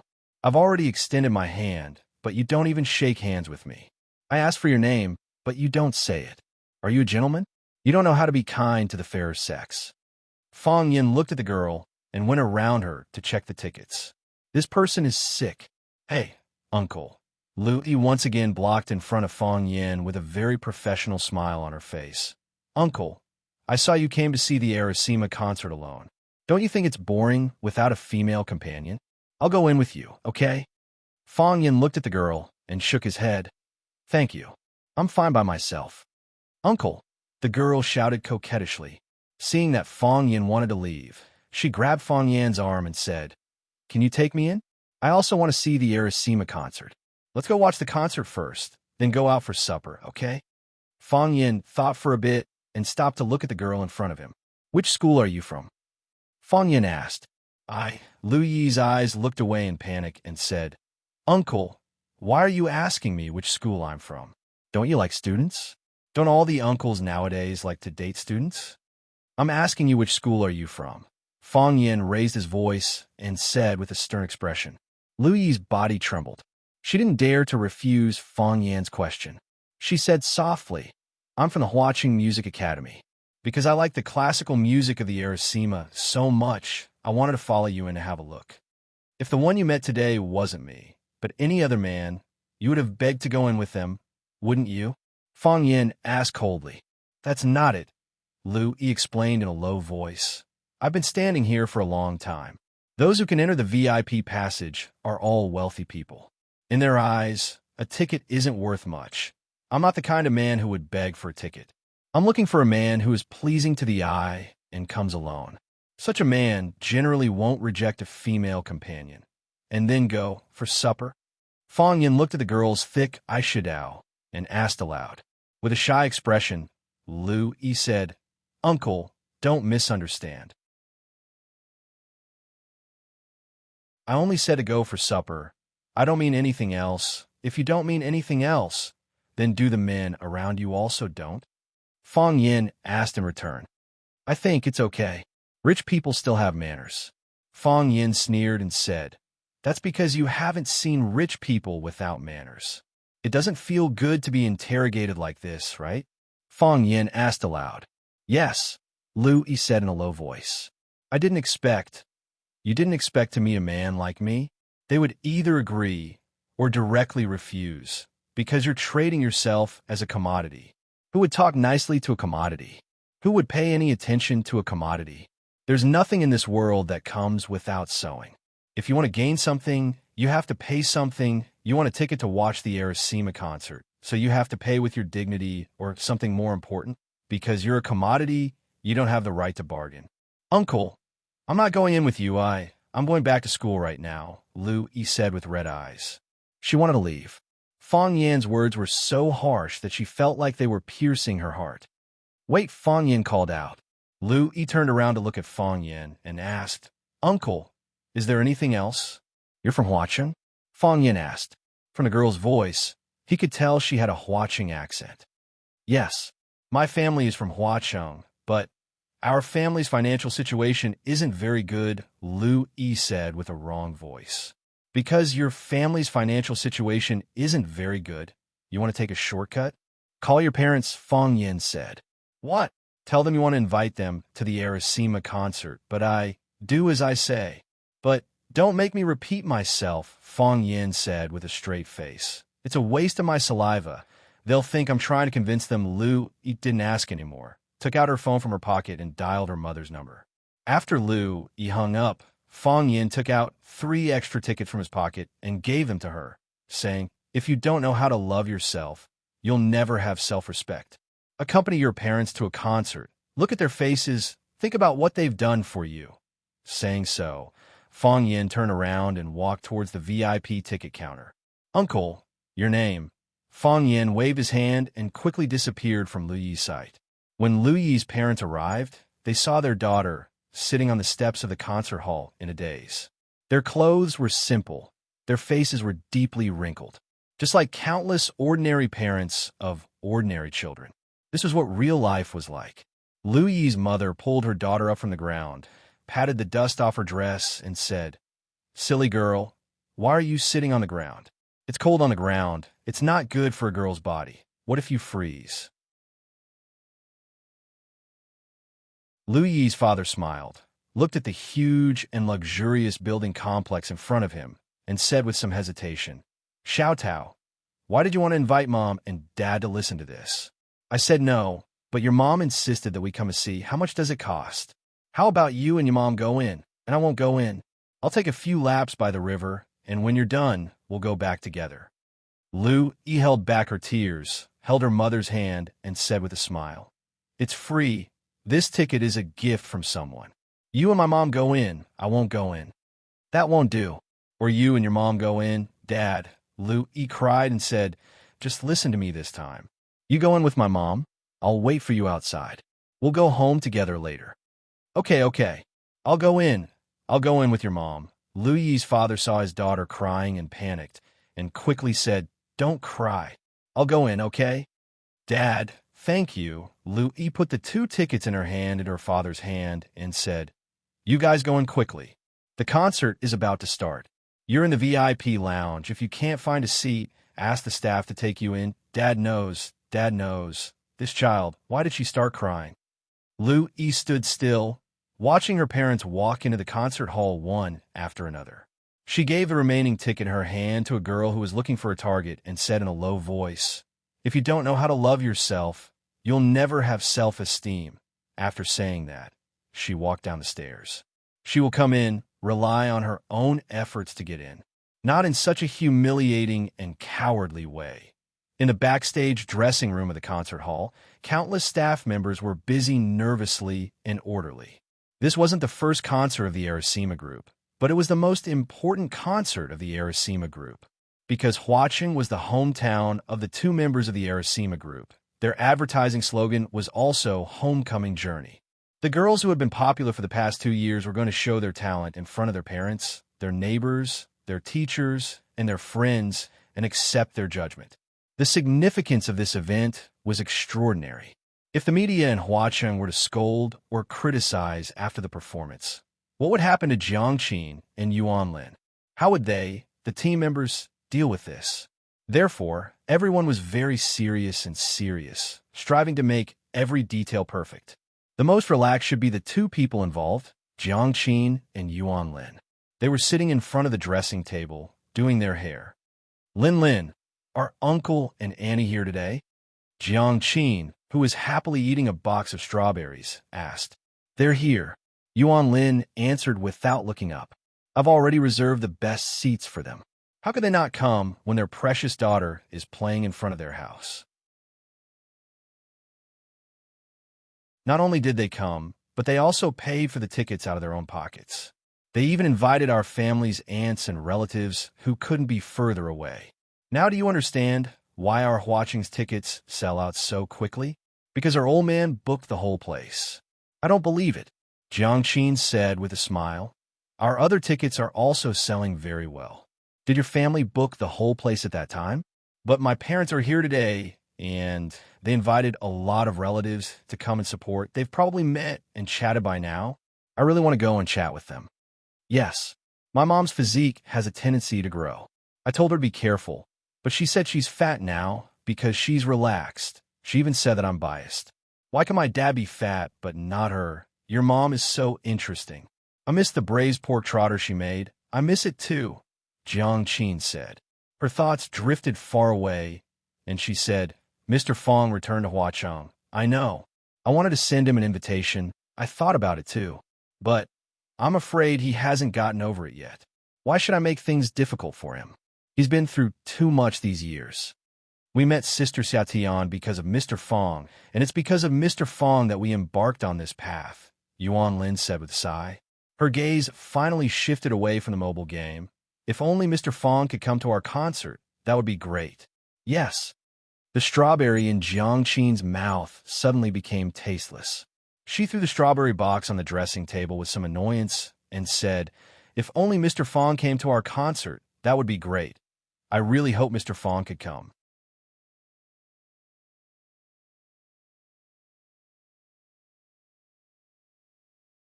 Chapter 488. Fang Yanxi was on the 2nd floor of the music hall, which was a small, independent box. These private rooms were specially prepared for celebrities, and dignitaries who did not want to be seen by the outside world. The reservation fee for each private room was very expensive. The box was separated by walls on both sides, and the outer layer was guarded by a wooden door. Only the direction facing the stage was empty. You could sit in the seats and enjoy the show, or stand up and lean on the railing to enjoy the performance at a closer distance. If you were well prepared in advance, you could even open a bottle of red wine or brandy and savor it with your family and friends. There were other boxes on both sides of the box, but no one needed to greet each other. Fong Yin looked at the seat.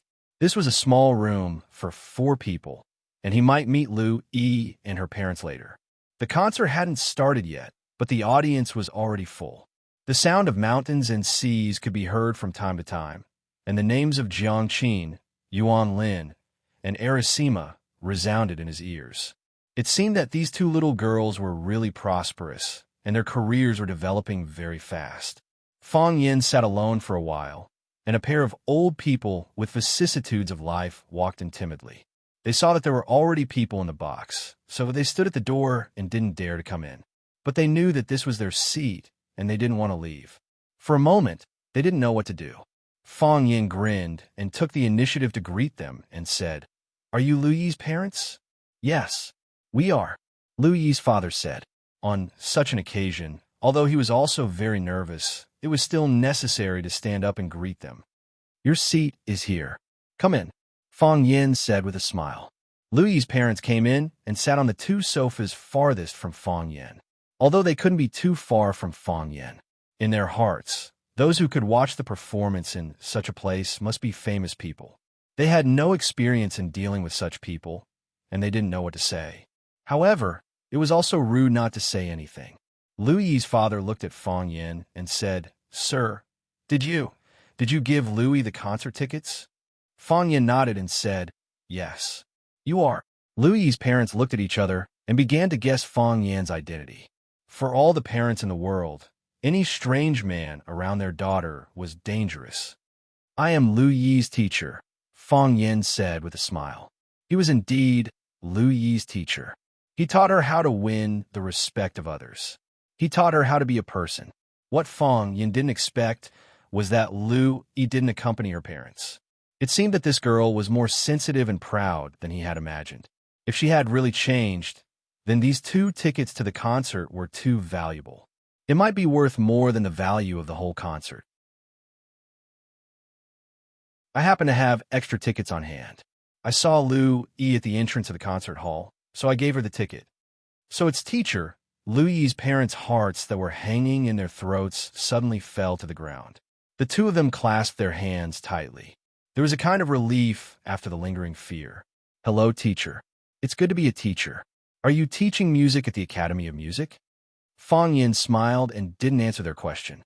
He said, "I thought she would come in with her classmates. I didn't expect her to give the tickets to you. Lu Yi is a filial child." Lu Yi's parents' faces were full of joy. Lu Yi's mother finally couldn't help but open her mouth and said, "Our Tao Tao has been sensible since she was young. There's only 1 apple at home, but she knows to divide it into 3 parts. She gives the biggest part to Dad, saying that Dad works hard. The second biggest part is for me, saying that it's hard for me to cook every day. She eats the smallest part. It's because our family's condition isn't good that the child has suffered with us. The greatest gift is giving. You give her everything you have. How can she suffer?" Fong Yin comforted them with a smile. "You see, now that she's grown up, doesn't she know how to repay kindness?" "Yes." This child, Lu Yi's father, couldn't stop smiling. He said, "I said I didn't understand this and let her and her mother come in. But she didn't agree. She still has a great youth, and there are plenty of opportunities to enjoy in the future. She hopes to give you what she thinks is the best, so that you 2 old people can enjoy it." Fong Yin echoed the pride in their words and said, "The concert is about to begin. I won't bother you 2 anymore. If you need anything, you can tell me." Fong Yin could see the restraint in their words and the inferiority in their bones. Every word Fong Yin said to them was like a punishment. At this time, the best way was to let them keep silent and seriously enjoy the next performance. "Yes, yes," Lu Yi's father said while rubbing his hands. He wanted to step forward and shake hands with Fang Yin, but he felt that it was a little inappropriate to do so. In order not to make them nervous, Fang Yin deliberately walked to the edge of the railing of the box and stood there. He planned to stand and listen to the concert. Young Master Fu, let me tell you, these two little girls are still very young. Not only are they pretty, their skin is so fresh and juicy. You can even pinch them and water will come out. Aren't you tired of playing with that little girl from before? Do you want to change the goods? I know you like this kind of girl. A frivolous and greasy man's voice came from the railing of the box next door. What? Liang Dachong, what kind of unorthodox methods do you have? A gloomy voice said jokingly. Hey, as long as young Master Fu agrees, I'll settle these two girls for you tonight. What? Which star comes to our watching to visit? Won't they give us a taste of sweetness? Didn't they say that these two girls have a strong background? They've been in the industry for several years, and no one dares to have any ideas about them. What background can they have? Isn't it just because she calls Xia Tian's sister? There are so many artists in Xia Tian's company. Can she take care of them all? Besides, let alone Xia Tian's sister. Even if Xia Tian comes personally, as long as young Master Fu says the word, I can also think of a way to get rid of her. Bulsh asterisk T Heavenly King and Queen. That's what those little brats call them. We won't put them in our eyes. If we want to play, it'll be 2 kings and 1 queen. The conversation continued, but Fang Yan's expression was as cold as frost. When Xia Tian wanted to bring Jiang Qin and Yuan Lin into the entertainment industry, Fang Yin was worried that something like this would happen. But Jiang Qin and Yuan Lin both liked it, and the fact that they wanted to promote classical music was indeed praiseworthy. After vaguely knowing some of Xia Tian's background, he thought that there wouldn't be any blind guy in Huaxia who would have ideas about Xia Tian or Xia Tian's disciple. Therefore, Fang Yin finally relented and helped Xia Tian convince Jiang Qin and Yuan Lin's family. From the conversation between Liang Dachong and young Master Fu, Fang Yin also heard that Jiang Qin and Yuan Lin had been having a smooth life these years. With Xia Tian's protection, no one dared to touch them. However, they weren't afraid of those with a high level, but they were afraid of those with a low vision. Those who knew Xia Tian's identity wouldn't touch Jiang Qin and Yuan Lin, but people like Liang Dachong and young Master Fu, who didn't know Xia Tian's background, were likely to use dangerous methods to force the two girls to submit. Fang Yin was about to make a move when suddenly there was an earth-shattering uproar below the stage. Jiang Qin, I love you, Yuan Lin, Yuan Lin. Fate comes to Erisima. The stage, which was pitch black just a moment ago, was suddenly lit up. The concert had officially begun. The place where the stage was originally located had become a fairyland filled with wind and snow. It wasn't the background of an electronic screen, but a real man-made scenery. Snowflakes danced in the sky, and winter-sweet flowers bloomed. There was a bamboo pavilion in the middle of the plum blossoms, and 2 girls in white and cyan palace dresses were laughing and playing in the pavilion. From time to time, there would be laughter that sounded like silver bells, and people couldn't help but curl up the corners of their lips. The scenery was fairyland, and the people were immortals. The immortals and fairyland complemented each other.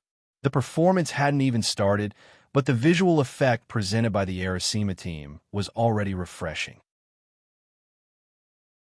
I'm not playing anymore. I'm bored to death. The cyan fairy sat on the stone chair in the bamboo pavilion, threw the red embroidered ball in her hand into the snow, and said in a tired voice. The voice spread through the speakers, and Fang Yin could tell that it was Yuan Lin's voice. Sister, let's make a song. The white fairy walked to the opposite side of the cyan fairy and said softly. This was Jiang Qin's voice. Make a song? What song? The cyan fairy was very tempted by her big sister's suggestion and asked with a smile. The white fairy pointed at the scenery around them and said, We're here to admire the snow and flowers, so this song naturally has to be related to the white snow and the plum blossoms. How about we call this song Looking for Plum Blossoms in the Snow? Sure. Then let's play out what we're feeling right now and call the song Looking for Plum Blossoms in the Snow. Wonderful. And so the Cyan Fairy took out a long flute from her waist, put it to her lips, and began to play it. The sound of the flute was ethereal and intoxicating. The White Fairy sat on the stone chair, reaching out her slender hand to play with a phoenix tail guzheng on the table. The sound was clear, like a mountain spring. The sound of the guzheng and guzheng was very pleasing to the ear. And the best part was the combination of the flute and the guzheng. One was long and distant, the other lively and powerful. Two different instruments, two different girls. The combination was enough to make people go crazy. Fang Yin gripped the railing tightly and looked at the two girls who were performing seriously in the snow and plum blossoms forest with a face full of joy. These were his students, and he was very proud of their achievements today. Just like Lu Yi's parents, because their daughter gave the biggest piece of an apple to her parents, they had always remembered it for more than 10 years. He wanted to tell everyone in the world that they were his students. Young Master Fu, look. Do you feel anything? Do you feel anything? I'll book them, and let them wear this palace dress when we're working.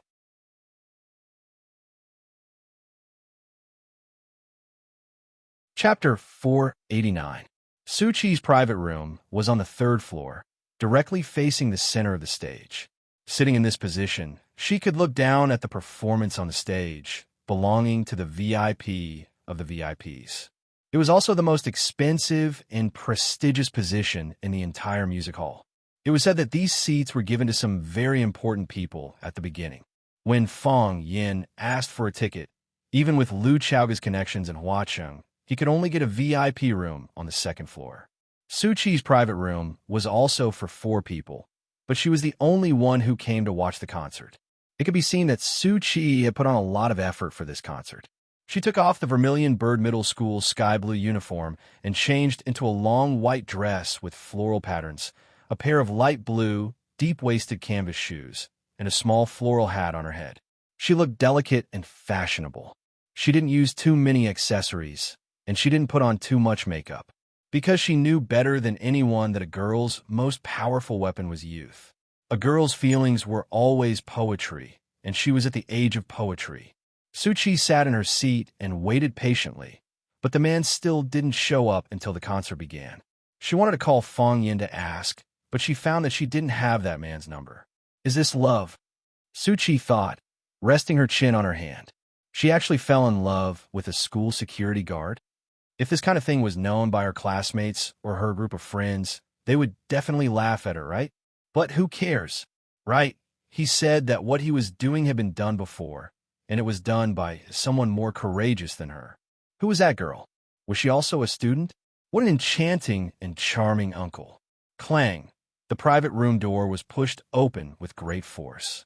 Su Qi's heart suddenly stopped, and she turned around with a face full of surprise. Then, the smile on her face froze. Baldy, dressed in a navy blue suit, stood at the door, sweating profusely. He looked at the girl and kept apologizing. I'm sorry. There's a concert tonight, so there's a traffic jam. When I got there, I couldn't find a place to park. I drove around the concert hall a few times and finally stopped in front of the store across the road. Suki did not hear what Baldy said. She only cared about one thing. Why are you here? That's me. Baldy looked at the girl in confusion and said seriously. Why you? Why not me? What about him? Oh, you mean Fang Yin? He's not free. He's not free. Su Qi's heart suddenly ached. He didn't have time. This reason really hurt his pride. Baldy walked over to Su Qi and sat down beside her. Don't be sad, he said. Fang Yin was very busy. When he got back, he still had to cook for the old principal. Didn't you want someone to watch the concert with you? It's the same if I accompany you. Just like you, I'm also a hardcore fan of Arasima. Baldy waved his hands in the air and shouted the slogan of Arasima's fans. Star, star, I love you. Star, star, we'll be together forever. Yeah, I'm not bragging. When it comes to appreciating classical music, I'm better than Fang Yin. It's different, Suki said. What's different? You're not good-looking. Baldy opened his mouth again and again. He didn't know how to refute.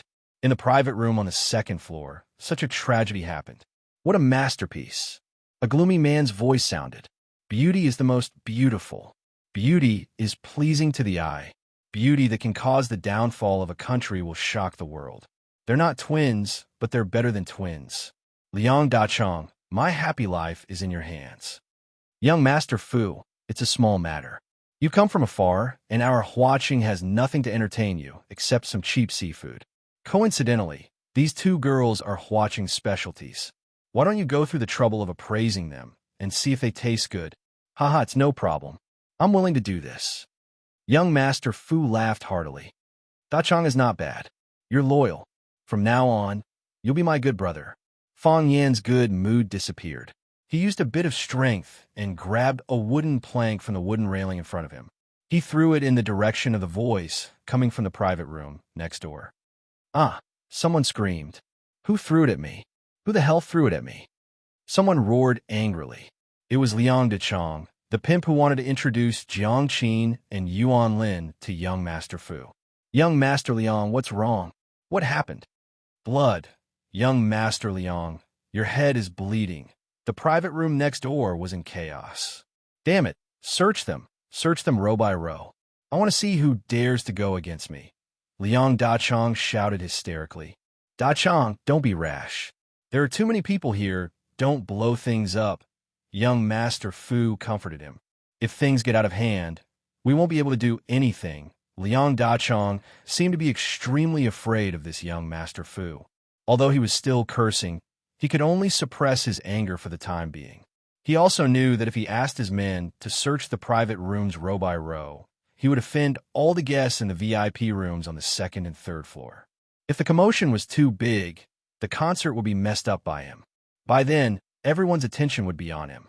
Even if he wasn't afraid, there was no need for him and his old man to be on the headlines, right? Damn unlucky. Liang Dachong cursed angrily. If I find out which bastard did this, I'll skin him alive. A cold, murderous intent appeared in Fang Yan's eyes. If it wasn't for the sake of the concert going on normally, that piece of wood would have crippled someone or directly smashed their skull, killing them. If he hadn't shown mercy, did he think he would still have the chance to speak? That attack was just a small punishment. It had to be said that this was a high-standard concert. Fang Yan had heard Music Addict, one of the 7 addicts of Huaxia, perform classical music live at the Maple Leaf Club. That kind of breathing could move people's emotions, and it made people's minds have endless associations. Along with the joy of the music, joy of joy, sorrow of sorrow. Deep down, tears streamed down one's face. With Jiang Qin and Yuan Lin's current attainments, they naturally couldn't be compared to Music Addict. They were too young and had too little experience, so they couldn't perform a silent and sorrowful movement. But they took a different path. Since they couldn't perform sad music, then it had nothing to do with sadness.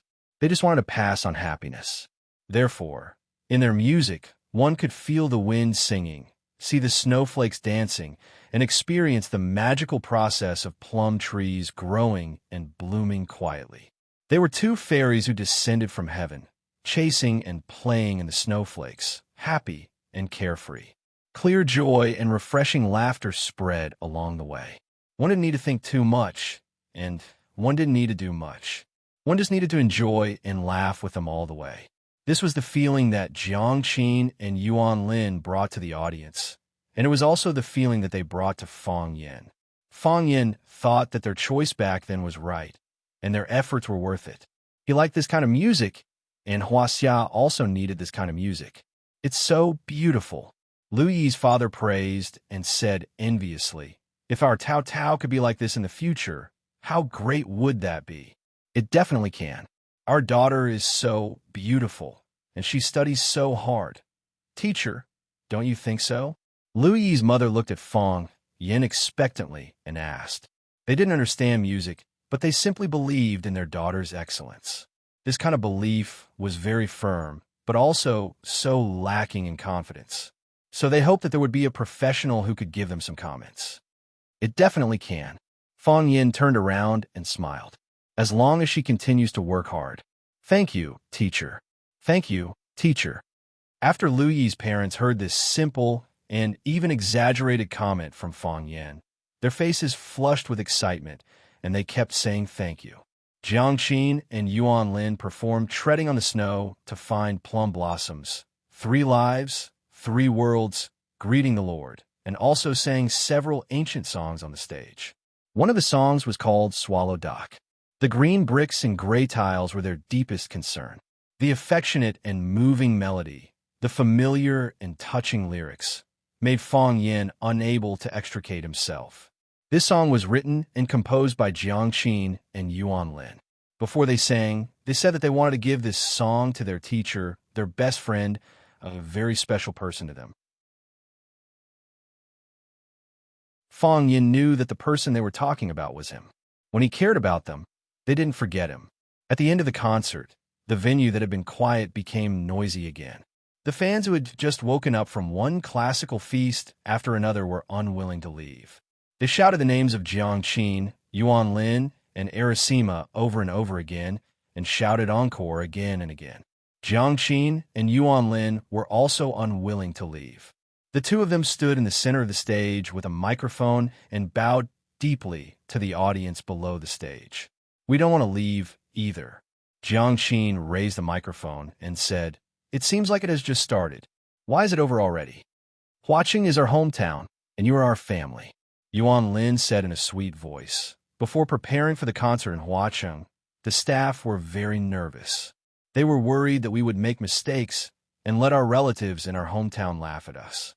"But honey, and I don't feel nervous at all, because you are our family. Even if we don't perform well, you will definitely forgive us. It will be too harsh on their relatives." The applause below the stage was like thunder, accompanied by happy laughter.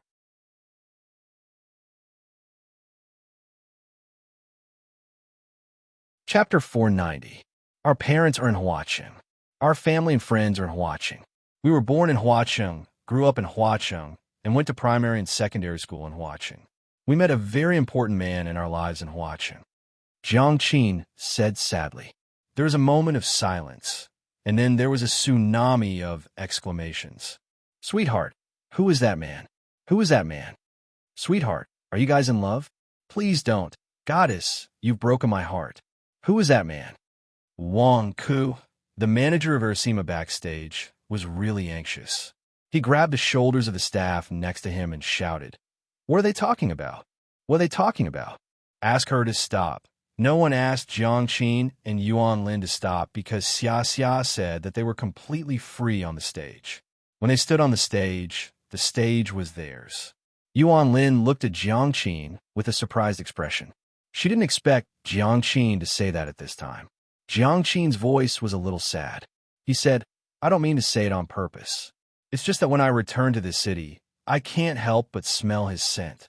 You must not know that the reason why Yuan Lin and I took this path, the reason why we were able to stand on the stage of classical music, and the reason why we worked hard for such a goal is also greatly related to him.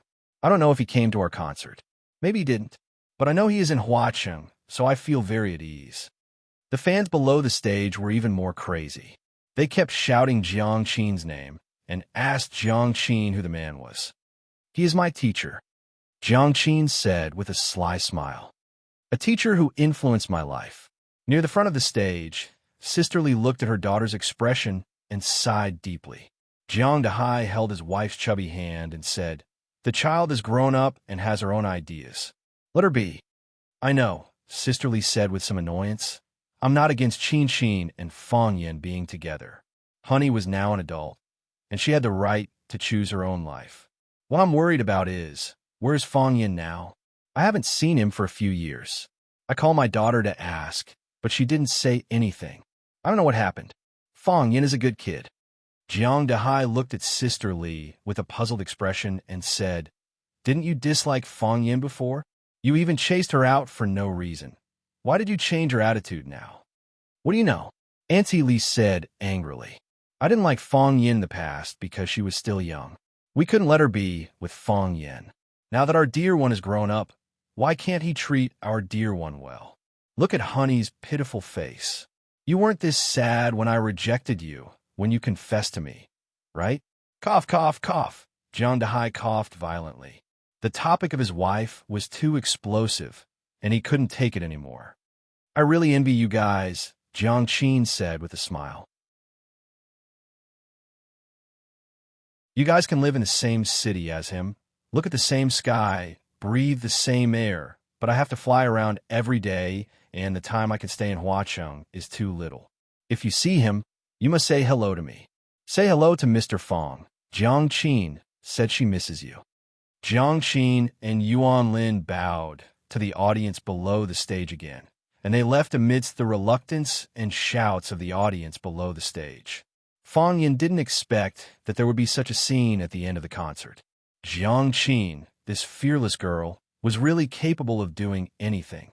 But in this way, wouldn't he be in the headlines tomorrow? Fong Yin completely believed in the paparazzi's sense of smell and ability. Jiang Qin said the words Mr. Fong, and Jiang Qin had been in a scandal with him before she became famous. At that time, it even became negative news in the newspapers.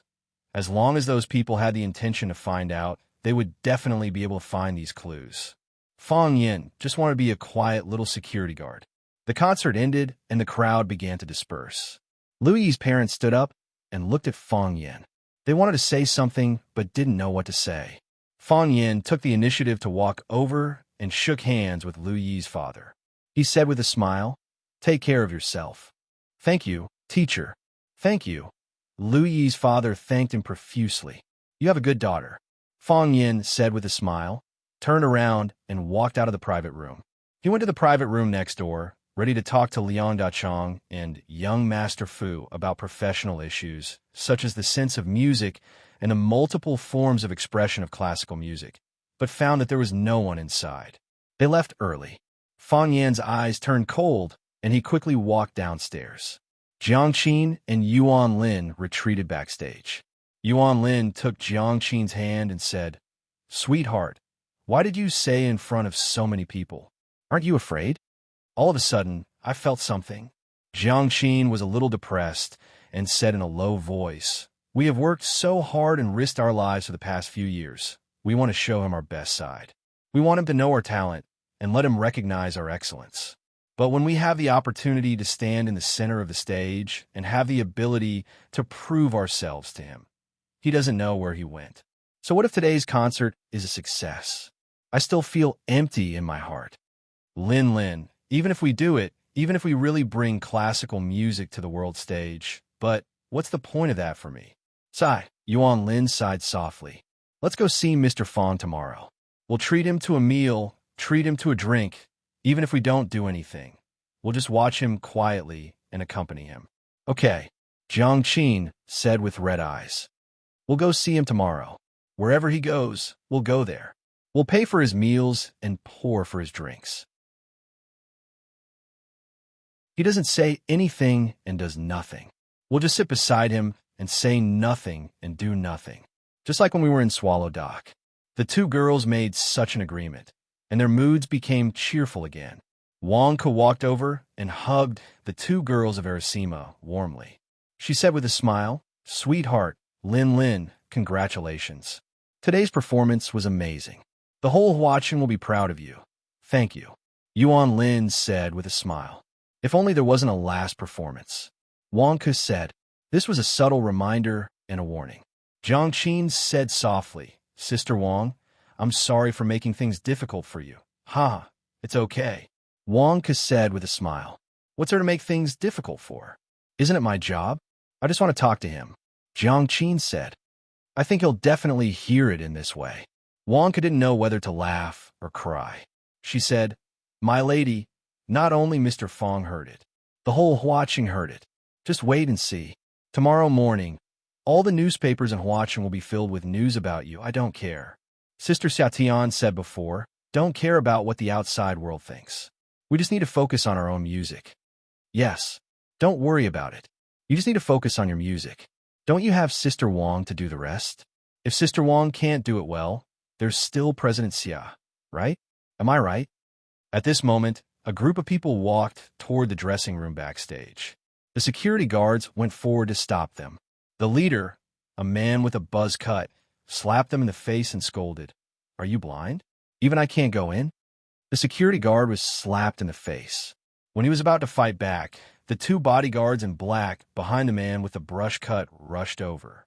One on the left and the other on the right. They rushed into the crowd and knocked down the security guards who were in charge of guarding the place. Clang.